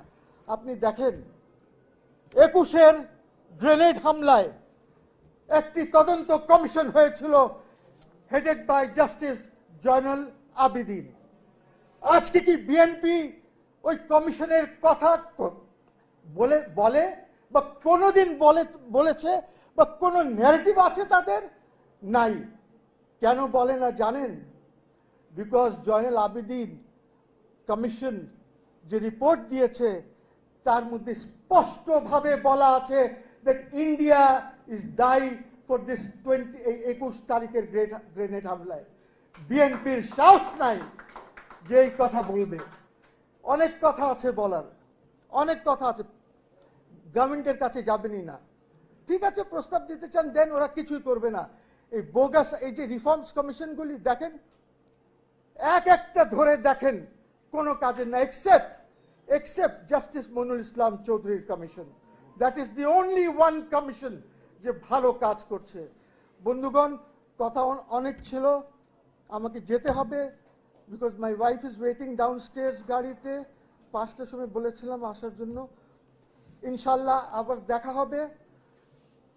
আমি আপনাদের সাথে আছি, সবসময় থাকবো ইনশাল্লাহ, because of the service that you rendered to this country. সকলকে অসংখ্য ধন্যবাদ। আসসালামু আলাইকুম।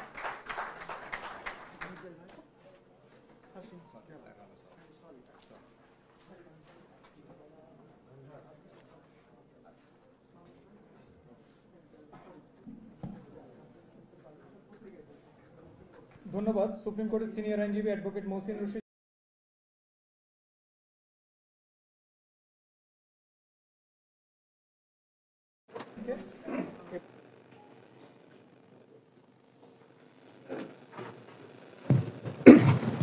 Bismillahirrahmanirrahim. Respected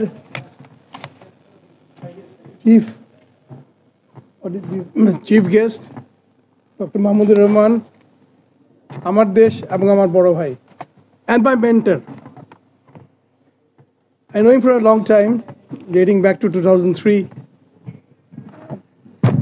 My respected brother, Brigadier Hassan Nasser, who is the defense analyst and today's focal point.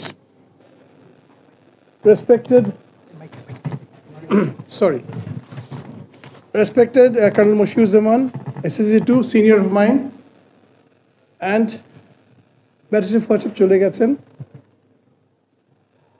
Brigadier Rokon, my former defense attaché in Qatar.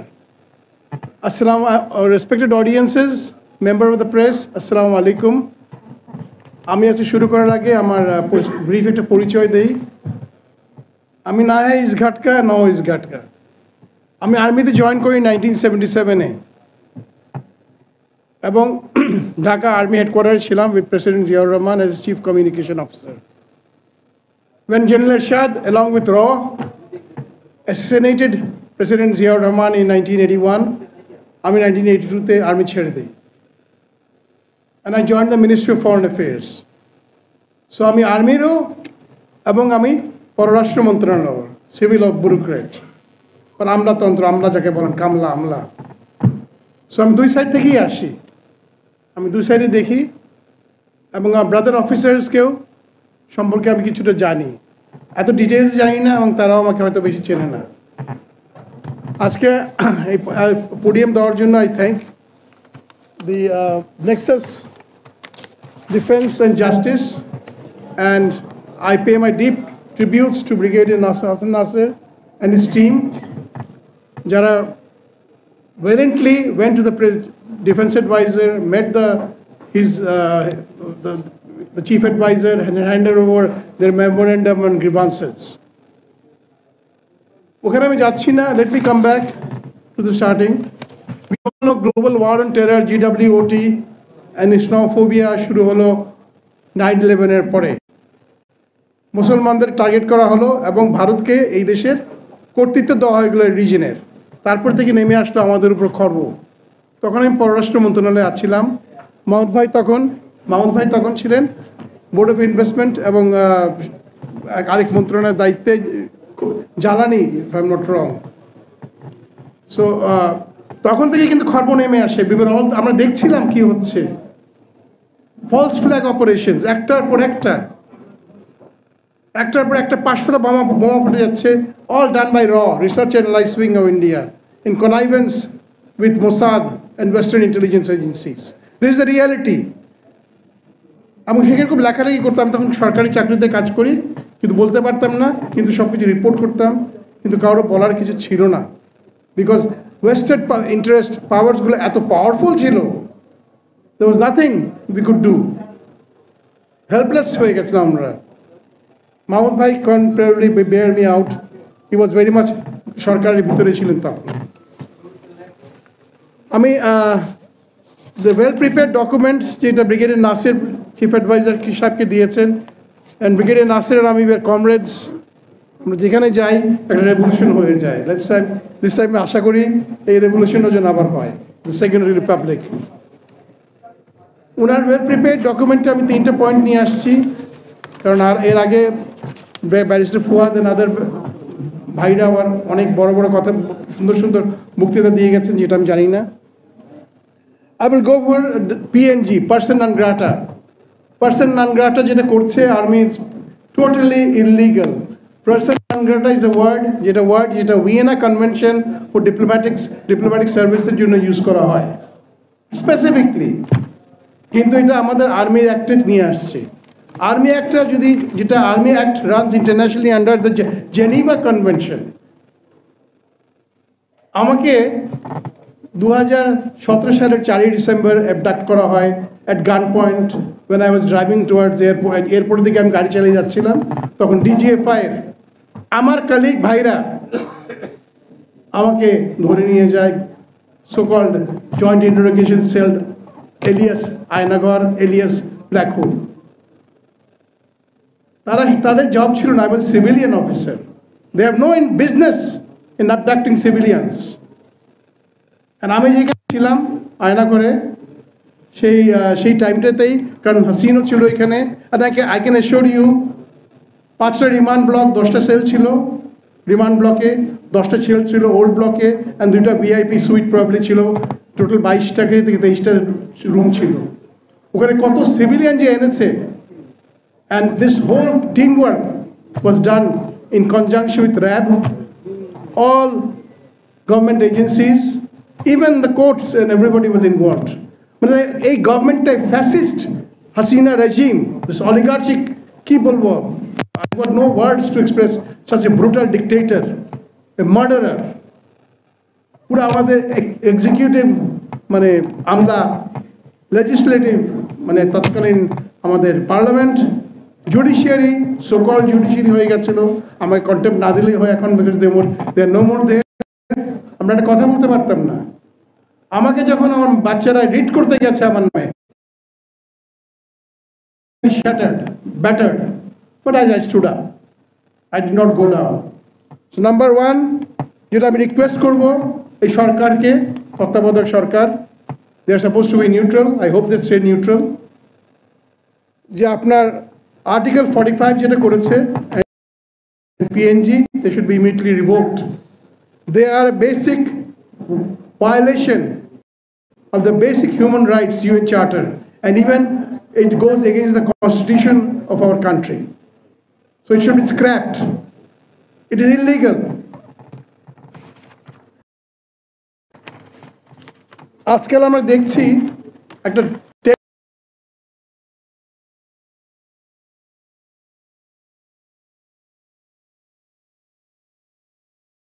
tendency that আমাদের brother officer crimes against humanity, murder, rape, execution, extrajudicial killings, গুম খুনের, let's say there were about 4,000 to 5,000 abductions at gunpoints. এখন পর্যন্ত গুম সংক্রান্ত কমিশনে মাত্র 1600 কতজন গেছে, বাকিরা এখনো ভয় আসছে না। এক্সট্রাজুডিশিয়াল যে কত হয়েছে I don't know, I really don't know কত হাজার যে তারা মেরেছে, ইট ভাড়া ঢুকিয়ে দিয়েছে, and various other ways of disposing of the corpses.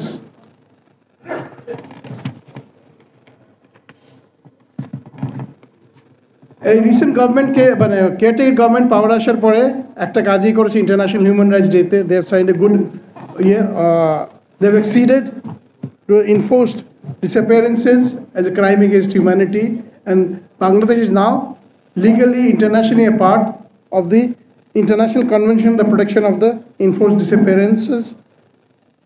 And however, domestic laws have not been amended. দেখেন আমার আগে মহসিন ভাই বলে গেছেন that what is really working, what is really functioning. আপনি ইন্টারন্যাশনালি দেখাতে আসলেন যে আপনি কনভেনশনে সাইন করেছেন to get lullaby from the international committee, well done, but domestic law কি চেঞ্জ করেছেন আপনি to try our crimes against humanity?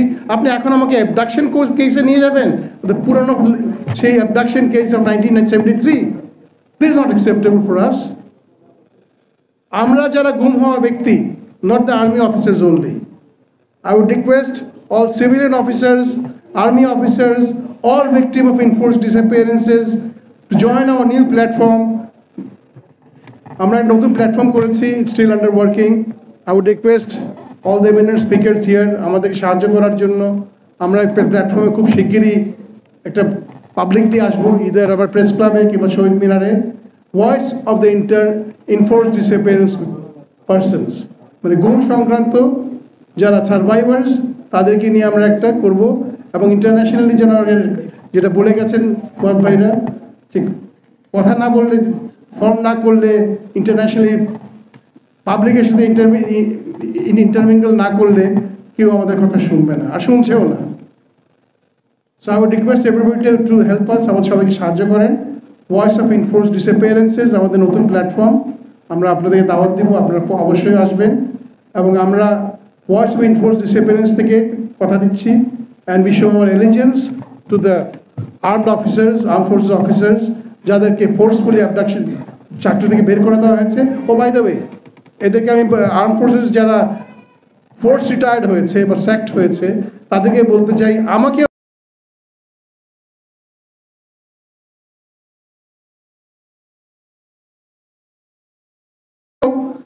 I was forcefully retired.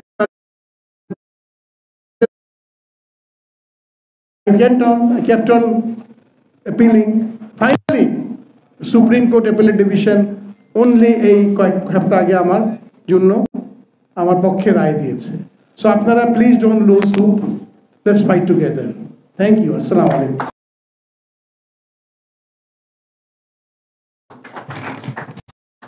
এ পর্যায়ে আমাদের সামনে এই একজন ভুক্তভোগী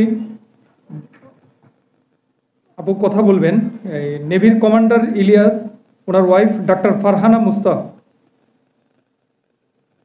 ডাক্তার ফারহানা মুস্তাফাকে তার বক্তব্য পেশ করার জন্য অনুরোধ করছি।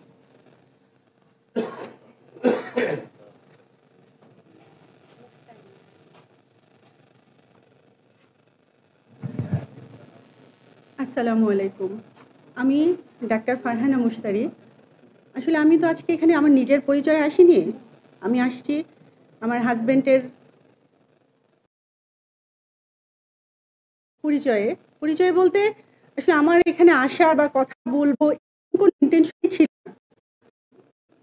আমি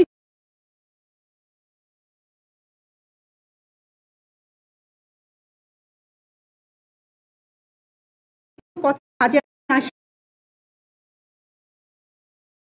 না, আবার আমি কথা বলতে যে হয়তো ইমোশনাল হয়ে যেতে পারি, তো আপনারা আমার এই ইমোশনটাকে ক্ষমা সুন্দর দৃষ্টিতে দেখবেন।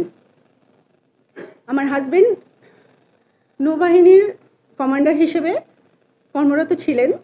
তাকে আমি একটু সংক্ষেপে বলি, হ্যাঁ, অনেক বড় করে না বলি, জাস্ট মূল কথাটা বলতে চাই। তাকে কর্মরত অবস্থায় 2 বার কোর্ট মার্শাল করে ডিসমিস করে দেওয়া হয়েছে। প্রথমবার কোর্ট মার্শালে তার কে বের করে দেওয়া হয়নি, বাট তখন যে নৌপ্রধান ছিলেন এই রেজাল্টে তিনি হ্যাপি ছিলেন না, এই জন্য সেকেন্ড টাইম কোর্ট মার্শাল করে তাকে ডিসমিস করা হয়েছে। তো আমি শুধু বলতে চাই যে একজন অফিসার হোক বা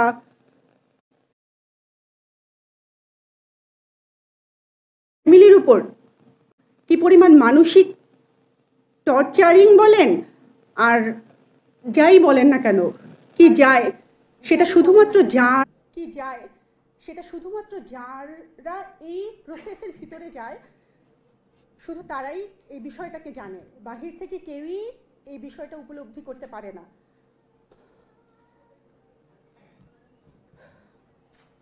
সেখানে আমাদেরকে 2 বার কোর্ট মার্শালের মানে একবার যেখানে এই প্রসেস সাফার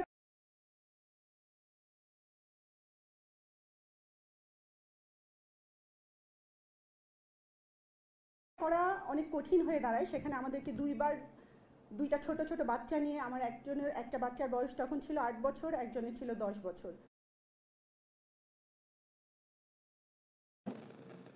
তো এটা আসলে বলে প্রকাশ করার মতো নয়, বাট আমি আজকে জাস্ট আসছি 2-3টা কথা বলেই চলে যাব, আমি এত বেশি দীর্ঘ কথা বলতে আসিনি।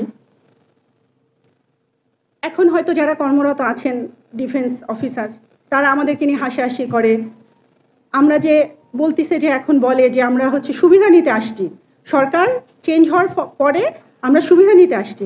আসলে আমরা কোনো সুবিধা নিতে আসি নাই, বা কোনো কিছু সুবিধা নেওয়ার কি আছে। আমি আমার হাজবেন্ডের কথা বলি, অন্য কথা আমি নাই যাই অন্য মানুষের কথায়। সে 22 বছর ডিফেন্সে ছিল, সে তার জীবনের যেটাকে গোল্ডেন টাইম বলে পুরো সময়টাই কিন্তু সে তার ডিফেন্সকে দিয়েছে। তার সর্বোচ্চ মেধা, তার সর্বোচ্চ শ্রম, তার সর্বোচ্চ যা কিছু করার সব কিছু দিয়ে দিছে। দেওয়ার পরে তাকে যখন কোর্ট মার্শাল করে 1 দিনের মাথায় 2 দিনের মাথায় ফ্যামিলি সহ ছুঁড়ে ফেলা হয়, তখন একটা অফিসার তার ফ্যামিলি নিয়ে বাচ্চা নিয়ে কোথায় যাবে, কি করবে, এই কথা তো তারা একবারও চিন্তা করে না। তারা চিন্তা করে না, এটা তাদের হেডেক নয় যে এই অফিসার এখন ডিসমিসড, এই অফিসারকে আমরা ছুঁড়ে ফেলে দিছি, সে যেখানে ইচ্ছা সেখানে যাক, সে বাঁচুক, সে মরুক, তার ফ্যামিলি থাকুক, এটা আমাদের দেখার বিষয় না। না, এটা তাদের দেখার বিষয়। কারণ সে তার জীবনের 24টা বছর, 22 বছর, 25 বছর, 10 বছর হোক, 15 বছর হোক, 5 বছর হোক, সে তার সর্বোচ্চটা, সে যখন কর্মরত ছিল সে তার সর্বোচ্চটা দিছে। এখন অনেকে বলবে যে হ্যাঁ অপরাধ করছে। আচ্ছা, অপরাধ করছে, তার জন্য যদি পানিশমেন্ট দিতে হয়, তার মানে পানিশমেন্ট তো এটা না যে তাকে ছুঁড়ে ফেলে দিতে হবে ফ্যামিলি সহ 2 দিনের মধ্যে। এই যে আমি আমার 2টা বাচ্চা নিয়ে 2 দিনের মধ্যে বাসা বাড়ি সব ছেড়ে দিয়ে আমার 22 বছরের একটা সাজানো বাগান আমি জাস্ট সাজায় কথা বলতে পারবো না, হ্যাঁ আমি জাস্ট আমার ফিলিংটা আমি আপনাদের সামনে প্রকাশ করতেছি। আমার সব কিছু নিয়ে আমি কই যাব, আমার মাথার উপরে আকাশ ভেঙে পড়ছে যে আমি এই বাচ্চা দুইটা নিয়ে যে আমি কোথায় যাব, আমি কার কাছে যে আশ্রয় নিব, এই 2 দিনের মধ্যে আমি কিভাবে কি করব। যাই হোক, আল্লাহ আসলে কাউকে তো ফেলে রাখে না, কোথাও না কোথাও তার একটা ব্যবস্থা হয়। তারপরে কিছুদিনের মধ্যে আমার হাজব্যান্ডের হার্ট অ্যাটাক হলো। তারপরে আমি তো এন্টাইটেল না সিএমইটে, আমি তো তাকে সিএমইটে নিয়ে যেতে পারবো না, কারণ আমার হাজব্যান্ড তো ডিসমিস। আমি কোনো ভালো হসপিটালে নিয়ে যেতে পারবো না, কারণ আমার সেই আর্থিক অবস্থা নাই।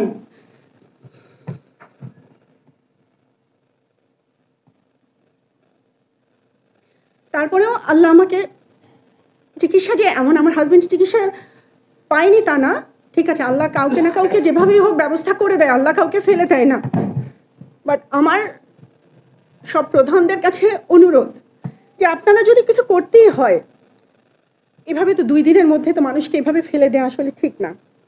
আমাদেরকে বের করে দিছে, আমাদের কোনো পেনশন দেওয়া হয় নাই, আমাদের কোনো, আমরা চিকিৎসা নিতে পারি না, আমরা কোথাও যেতে পারি না, আমরা ইভেন আমরা মানসিকভাবে, কিন্তু মানসিকভাবে বলেন বা বাহিরের মানুষজনের কাছে আমরা লজ্জিত, কারণ আমার হাজব্যান্ডকে বের করা হয়েছে, বাট আসল ঘটনা কি সেটা তো মানুষ জানে না।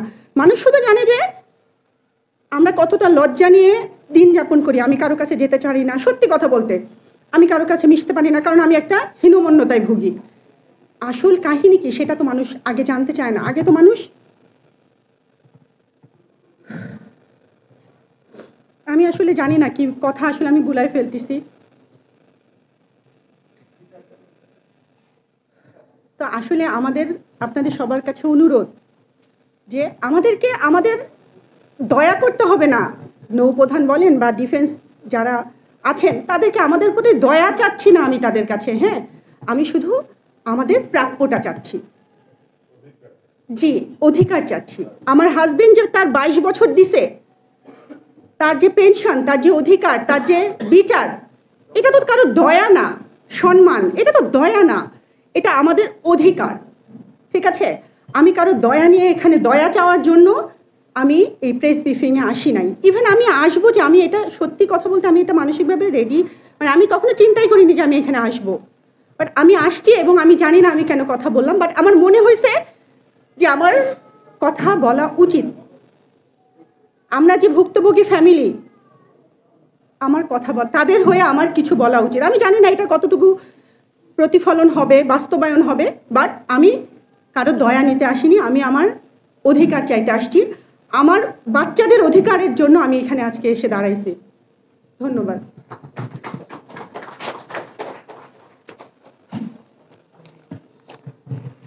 ধন্যবাদ ডাক্তার ফারহানা মুস্তারিকে।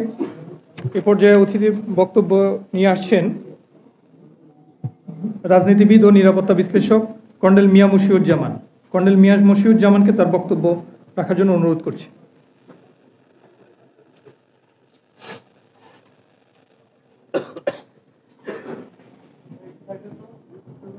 বিসমিল্লাহির রহমানির রহিম। আজকের এই সেমিনারে উপস্থিত সভাপতি, বিশেষ অতিথি, মঞ্চে বসা বিশিষ্ট ব্যক্তিবর্গ এবং সুধীবৃন্দ, আসসালামু আলাইকুম। অনেকক্ষণ যাবৎ আমরা সকলে বসে এখানে শুনছি যে স্বৈরাচারের আমলে পুরো বাংলাদেশে, বিশেষ করে আজকের যে বিষয়, সশস্ত্র বাহিনীর সদস্যরা কিভাবে ক্ষতিগ্রস্ত হয়েছে। যেভাবে জিনিসটা দেখা হচ্ছে সেটা পুরা বাংলাদেশের যে চিত্র ছিল খুনি শেখ হাসিনার সময়, তার থেকে কিছু আলাদা নয়। বাংলাদেশের সার্বভৌমত্বের প্রতীক হিসেবে সেনাবাহিনী যখন সামনে দাঁড়ায়, তখন সেই সেনাবাহিনীকে আগে নষ্ট না করে বা অক্ষম না করে কারো পক্ষে আমাদের স্বাধীনতা বা সার্বভৌমত্ব আঘাত করা সহজ কাজ নয়। সেই জন্যেই আপনারা দেখবেন যে 8 সালে খুনি হাসিনার নির্বাচন জেতার পরেই 9 সালে প্রথম আঘাতটা আসে বিডিআরের উপরে। বিডিআরের উপরে আঘাতটাও কিন্তু মাল্টিপারপাস ছিল। এটা এক কেন্দ্র শুধু বিডিআরের উপরে ছিল না, কারণ বিডিআর রে আপনারা জানেন সবসময় সেনাবাহিনীর অফিসাররা থাকে। বিডিআর তাদের একটা কাজই হচ্ছে বাংলাদেশের প্রথম লাইন অফ ডিফেন্স গড়ে তোলা শত্রুর আক্রমণের মুখে। এই প্রথম লাইন অফ ডিফেন্সটাকে যদি নষ্ট করা যায় এবং সেই সময় সেনাবাহিনীর এতগুলি অফিসারকে ওখানে হত্যা করা যায়, অত্যাচার করা যায় তাদের পরিবারের উপরে, তাহলে সেটার যে একটা মনস্তাত্ত্বিক এফেক্ট পড়বে বাংলাদেশ সেনাবাহিনীর উপরে, তাতে বাংলাদেশ সেনাবাহিনী অনেক দুর্বল হবে। সেটাই ছিল ভারত এবং ভারতের একমাত্র সেবাদাসী শেখ হাসিনার লক্ষ্য এই বাংলাদেশে। তারা অনেকটাই সার্থক হয়েছিলেন।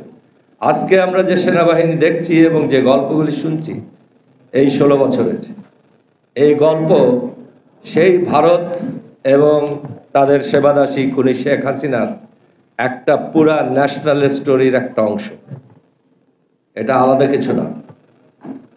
এই সময় অবশ্যই সেনাবাহিনীর বা নৌবাহিনীর, বিমান বাহিনীর অনেক সদস্যের উপরে, অফিসার, জেসিও, এনসিও, আদার র্যাঙ্ক সবার উপরে অনেক রকম অবিচার হয়েছে। অনেককে শুধু সন্দেহ করে বাড়ি পাঠানো হয়েছে, অনেককে বিডিআরের ঘটনার পরিপ্রেক্ষিতে বাড়ি পাঠানোর উদ্দেশ্যে বা সেনাবাহিনী বা সশস্ত্র বাহিনী থেকে বের করার উদ্দেশ্যে নানা রকম গল্প বানিয়ে তাদেরকে বের করা হয়েছে।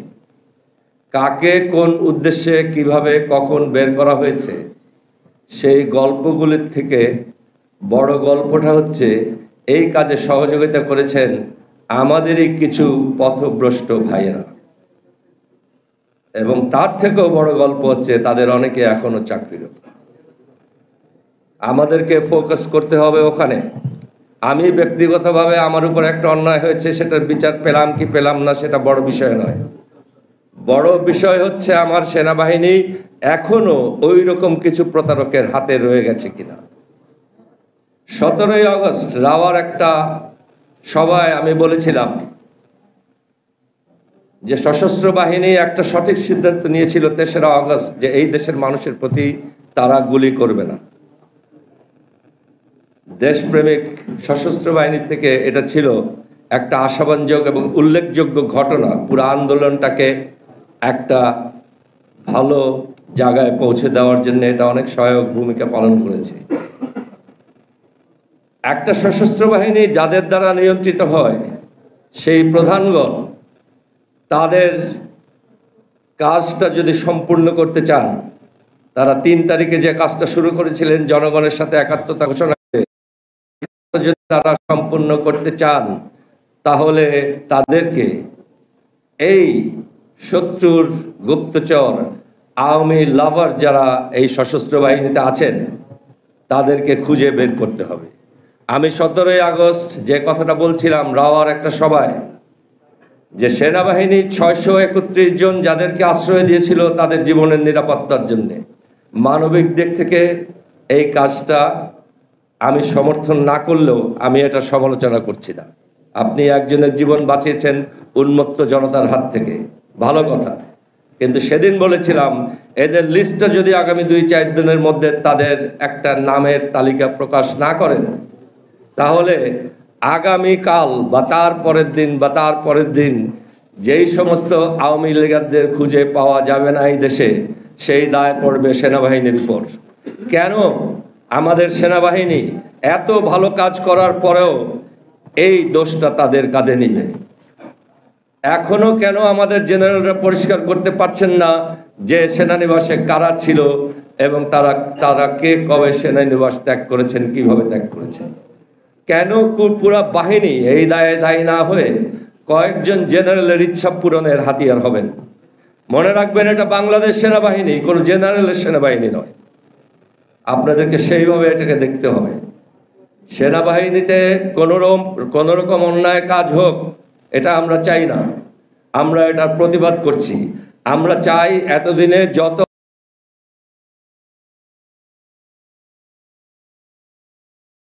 অন্যায় কাজ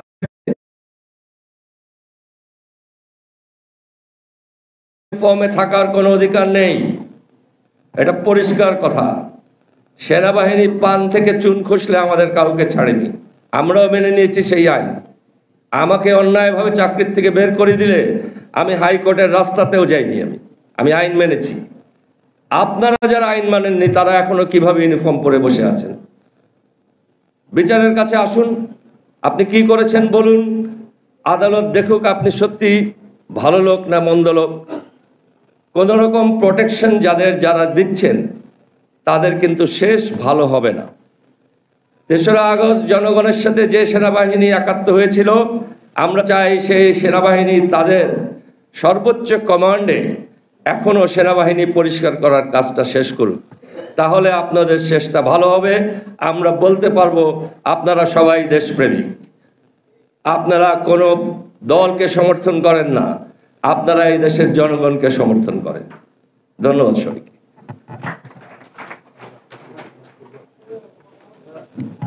ধন্যবাদ। কর্নেল মিয়া মুশিউজ্জামানকে। এ পর্যায়ে প্রধান অতিথির বক্তব্যের আগে সভাপতির বক্তব্য সভাপতি তার সমাপ্তি বিবৃতি দিয়ে প্রধান অতিথিকে তার মূল্যবান বক্তব্য দেওয়ার আহ্বান করবেন। 2009 সালে বিডিআর হত্যার পর গঠিত জাতীয় তদন্ত কমিশনের সদস্য ব্রিগেডিয়ার জেনারেল মোহাম্মদ হাসান নাসির।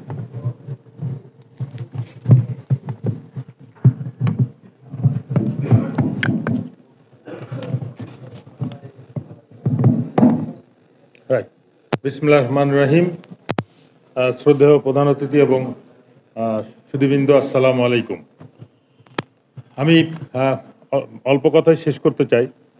আজকে প্রথম ছিল যে জাস্টিস ফর কমরেডস 5 তারিখের পর থেকে যে আন্দোলন করে আসছে সেটা সশস্ত্র বাহিনীর ভিতরেই সীমাবদ্ধ ছিল এবং সবার ধারণা ছিল যে এটা সশস্ত্র বাহিনীর সমস্যা এবং তারাই এটা সলভ করবে। বাট প্রকৃত অর্থে সশস্ত্র বাহিনীতে গত 16 বছর বক্তৃতায় বলা হয়েছে যে এর ফলে জাতি ক্ষতিগ্রস্ত হয়েছে, দেশের নিরাপত্তা প্রতিরক্ষা ক্ষতিগ্রস্ত হয়েছে। একটা প্রশিক্ষিত জনবল আজকে বেকার ঘুরছে, অসহায়, এবং তাদের প্রত্যেকের মাথায় বিভিন্ন রকম অপরাধের দায় চাপানো আছে। সেইগুলোর জন্য এই এতদিন যে আন্দোলন চলে আসছে, এই বিষয়টা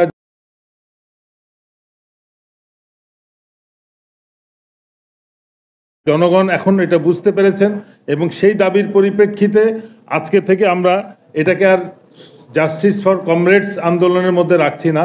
এটার সাথে জাতি আজকে সম্পৃক্ত হয়েছে। সর্বস্তরের জনগণ, সচেতন জনগণ, শিক্ষিত মানুষ এবং যাদের ট্যাক্সের পয়সায় সশস্ত্র বাহিনীকে পালা হয় তারা সবাই আজকে সম্পৃক্ত এবং সেই জন্যই নতুন নামকরণ নেক্সাস এবং এই যেটা আমরা দেখতেছি ডিফেন্স অ্যান্ড জাস্টিস। সুতরাং প্রতিরক্ষা এবং সুবিচার যদি না আসে, দেশের কোনো অংশে প্রকৃত অর্থে শান্তি ফেরত আসবে না। আমরা যেটা দেখলাম 90 যত গুম খুন যত যা কিছু আমরা শুনেছি, বেশিরভাগ অফিসাররা, সেনা অফিসাররা এটাতে ইনভলভ, এবং সেটা সম্ভব হয়েছে সেনাবাহিনীতে যে আইনের আওতায় তারা প্রশ্রয় পেয়ে এসছে, যেটা যে কোনো অফিসার শাস্তি দিলে যে শাস্তি, সেই শাস্তির ব্যাপারে কেউ প্রশ্ন করতে পারবে না, সেটা ন্যায় হোক আর অন্যায় হোক। সেই সাহস নিয়ে তারা যখন র্যাবে এসছে, ডিজিএফআইতে গেছে, এনএসআইতে গেছে, সেই একই মুডে তারা আরও উচ্চ পর্যায়ের অপরাধ করতে প্রবৃত্ত হয়েছে এবং যার ফলে আজকে দেশ একটা বেকায়দার মধ্যে রয়েছে, বিশৃঙ্খল পরিস্থিতির মধ্যে আছে। সুতরাং এটাকে দূর করতে হলে সশস্ত্র বাহিনীর ওই আইনকে সংস্কার করতে হবে। আর্টিকেল 45কে নতুন করে করতে হবে এবং পার্শ্ববর্তী উন্নত দেশে যেভাবে যে আইনে সেনাবাহিনীকে শৃঙ্খলাবদ্ধ রাখা হয়, বাংলাদেশেও সেভাবেই যেন সেনাবাহিনীর আইন প্রণয়ন করা হয়। এবং এর জন্য আমাদের বেশি দূরে যেতে হবে না। আমাদের প্রতিবেশী দেশ যে আইন, ব্রিটিশ আইন আমরা ফলো করেছি, তারাও সেটা ফলো করেছে 2007 সাল পর্যন্ত। 7 সাল থেকে তারা আর্ম ফোর্সেস ট্রাইব্যুনাল চালু করেছে, যে সেনাবাহিনীর যে কোনো আদেশকে ট্রাইব্যুনাল আবার অ্যাপিল করবে এবং সেই ট্রাইব্যুনালের অ্যাপিলও যদি গ্রহণযোগ্য না হয় তারা সুপ্রিম কোর্টে যেতে পারবে। সুতরাং আমার মনে হয় আমাদের বেশি রিসার্চ করার প্রয়োজন নাই এবং এই কার্যক্রমটা অবশ্যই একটা কমিশনের মাধ্যমে হতে হবে, যেটা অলরেডি এই ফোরামে আলোচিত হয়েছে। জুডিশিয়াল কমিশন হলে সেটা সব থেকে নিরাপদ হবে। সেখানে অবশ্যই একজন মানবাধিকার কর্মীকে থাকতে হবে। সেনাবাহিনীর সদস্যরা কেউ আইনের প্রতি প্রপার ওয়েতে প্রশিক্ষিত না। সেনাবাহিনীতে একটা শাখা আছে জ্যাগ অ্যাডভোকেট জেনারেল, কিন্তু আমরা গত 53 বছর দেখে এসেছি এটা ম্যাক্সিমাম মিসইউজ হয়েছে, মানে আইনের ব্যত্যয়গুলোকে, অবমাননাগুলোকে তারা সার্টিফাই করেছে। সুতরাং এই জ্যাক ব্রাঞ্চ কিভাবে এদেরকে রিঅর্গানাইজ করা হবে বা এতল প্রয়োজন আছে কিনা, এটা সত্যিকার ন্যায় বিচারের স্বার্থে এরা কোনো অবদান রাখতে পারছে কিনা, সেই বিষয়টা আমাদের এখন তদন্ত বা যাচাই করার সময় এসছে। আমরা একমাত্র সেনাবাহিনীতে ওথ নেওয়া হয় যারা দেশের স্বাধীনতা সার্বভৌমত্ব রক্ষা করবে প্রয়োজনে জীবন দিয়ে, তার জন্যে সেনাবাহিনীকে বিশেষ একটা সুবিধা দেওয়া হয়। কিন্তু গত 53 বছর আমরা দেখলাম অন্যান্য সব বাহিনীকে, অন্যান্য সব সংস্থা, পুলিশ, সিভিল ব্যুরোক্রেসি, সবাইকে সুযোগ সুবিধা এক পার আনা হয়েছে এবং অনেক ক্ষেত্রে সেনাবাহিনী এখন নিম্ন পর্যায়ে চলে গেছে। সুতরাং এই সেনাবাহিনীতে আর এই বিশেষ আইন আর্টিকেল 45-এর কোনো মূল্য নাই। এটাকে যে কোনো মূল্যে এটাকে ঠিক করতে হবে, কিন্তু তার অর্থ এই না যে আমরা ওই দিকে চলে যাব। সেনাবাহিনীকে অবশ্যই একেবারে প্রকৃত দেশ রক্ষার বাহিনী হিসেবে আমাদের গড়ে তুলতে হবে এবং তার জন্য যত ছোট করার দরকার আমরা করব। সেনাবাহিনীকে ব্যবসার থেকে টোটালি বের করে আনতে হবে। এটা কোনো ব্যবসায়ী প্রতিষ্ঠান, যেটা অলরেডি আমি শুরু থেকে আমরা একই কথা বলে আসছি। সেনাবাহিনীকে অকার্যকর করার জন্য, দুর্নীতিগ্রস্ত করার জন্য তাদের বিভিন্ন রকম ব্যবসায়িক কার্যক্রমে নিয়োজিত করা হয়েছে। যদি প্রয়োজন হয় উচিত প্রত্যেকটা প্রতিষ্ঠানকে নিজের সক্ষমতায় গড়ে তোলা, সরকারের প্রতিষ্ঠান। সেটা যদি না পারে, সশস্ত্র বাহিনীতে একটা বিরাট একটা জনবল আছে যারা ইয়াং এজে রিটায়ার করে, প্রশিক্ষিত জনবল, এবং তাদেরকে যদি প্রয়োজন হয় সশস্ত্র বাহিনী ওইভাবে অর্গানাইজ করে তাদেরকে ব্যবসায়িক কাজে বিভিন্ন নিয়োগ করবে। কিন্তু ইউনিফর্ম পরা কোনো অফিসার যে প্রকৃত অর্থে দেশের নিরাপত্তার কাজে নিয়োজিত থাকবে, সে কোনো অবস্থাতেই কোনো ব্যবসায়িক কাজে যেতে পারবে না, যত প্রয়োজনই থাকুক। এবং প্রয়োজনে আমরা প্রতিষ্ঠান গড়ে তুলব, না পারলে আমরা অন্য ব্যবস্থা নিব, কিন্তু সশস্ত্র বাহিনীকে কোনো অবস্থাতে ব্যবসায়িক কাজে নিয়োজিত করা ঠিক হবে না। বিডিআর কমিশন যেটা হয়েছে দেখলাম, এটা এখনো পর্যন্ত কিন্তু কি কাজ করছে এটা মোটেও প্রকাশ পাচ্ছে না, বা প্রকৃত তদন্ত করছে কিনা আমাদের মনে হয় নজরদারি আরো বাড়াতে হবে। তারা গণশুনানি করতেছে, বিভিন্নভাবে সাক্ষাৎ করছে, এখন সেই সাক্ষাৎটা জরুরি কিনা, কোন কাজটা জরুরি, কি তাদের প্রয়োজন, প্রকৃত অর্থে তারা তাদের মিশন অ্যাচিভ করতে পারবে কিনা এখনো যথেষ্ট অবকাশ আছে। সুতরাং এটা দূর করার জন্য ব্যবস্থা করতে হবে। সেনাবাহিনীতে যেটা অলরেডি আলাপে এসছে, শেখ হাসিনা গত 16 বছরে সেনাবাহিনীকে দুই ভাগে বিভক্ত করেছে। একটা হচ্ছে প্রকৃত সেনাবাহিনী, আর একটা হচ্ছে শেখ হাসিনার বাহিনী। আমরা শেখ হাসিনার বাহিনী মুক্ত সেনাবাহিনী চাই, যারা প্রকৃত অর্থে দেশ রক্ষার জন্য নিয়োজিত থাকবে, এবং তার জন্য আর্মিকে যত ছোট করার প্রয়োজন।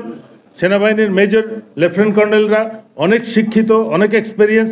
আমরা যদি 71 সালের অভিজ্ঞতাকে কাজে লাগাই, সেই সময় আমাদের মেজর জিয়া, মেজর শফিউল্লাহরা যদি তখন সেনাবাহিনীর কমান্ড নিয়ে এই পর্যায়ে বাংলাদেশকে আনতে পারে, আজকালকার মেজররা অনেক বেশি কোয়ালিফাইড, অনেক এক্সপেরিয়েন্স এবং ইন্টারন্যাশনাল অর্গানাইজেশনে কাজ করার অভিজ্ঞতা আছে। তারা সুশিক্ষিত, আরও বেশি বুঝে, আরও বেশি জানে।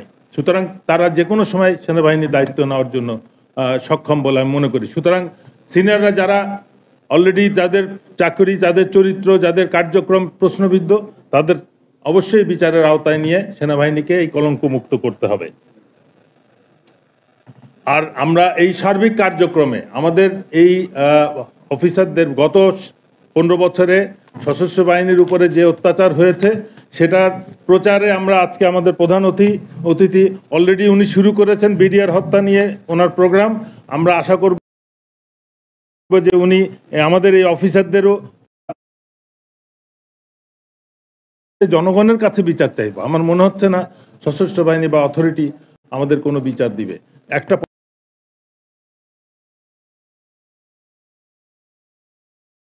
পর্যায়ে আসবে, নিশ্চিত আমরা এটার উপকার পাবো, এবং ততদিন আমাদের এই আন্দোলন চলতে থাকবে।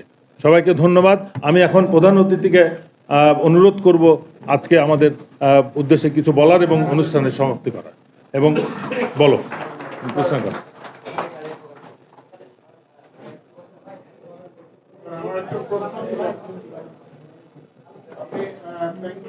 আমার দেশের কারণে আমরা অনেক সত্য পাচ্ছি। আপনার হত্যার প্রতিবাদ করার জন্য আপনাকে স্যালুট সমাজের পক্ষ থেকে। উই হ্যাভ এ সাবমিশন, আমাদের এই যে সশস্ত্র বাহিনীর যাদেরকে দেখছেন, আমাদের কোনো অধিকার নাই। কারণ আমাদের এক লাইনে আপনারা রাষ্ট্র, আমি আপনাকে রাষ্ট্রের চিন্তক হিসেবে শ্রদ্ধা জানিয়ে বলছি, এক লাইনের চিঠিতে এরকম অফিসারদেরকে ডিসমিস করে দেওয়া। তো এইটা একটা জিনিস। আরেকটা জিনিস, দর্শক আলোচনা শুনে বুঝতে পেরেছেন সাংবাদিক ইলিয়াসরা কত চেষ্টা করেছেন, এবং আমি বলবো যে সাংবাদিক জগতে সাংবাদিকতা সাংবাদিক ইলিয়াসের কাছ থেকে হয়তো বা বাংলাদেশের সকল সাংবাদিকদের শেখা উচিত কীভাবে সাংবাদিক করতে হয়। সাংবাদিক ইলিয়াসের এক হুমকি দামকিই কিন্তু পুরো রাষ্ট্র কেঁপে ওঠে। এটাই হচ্ছে সাংবাদিকতা, আর সাংবাদিকতার কাজই হচ্ছে এটা।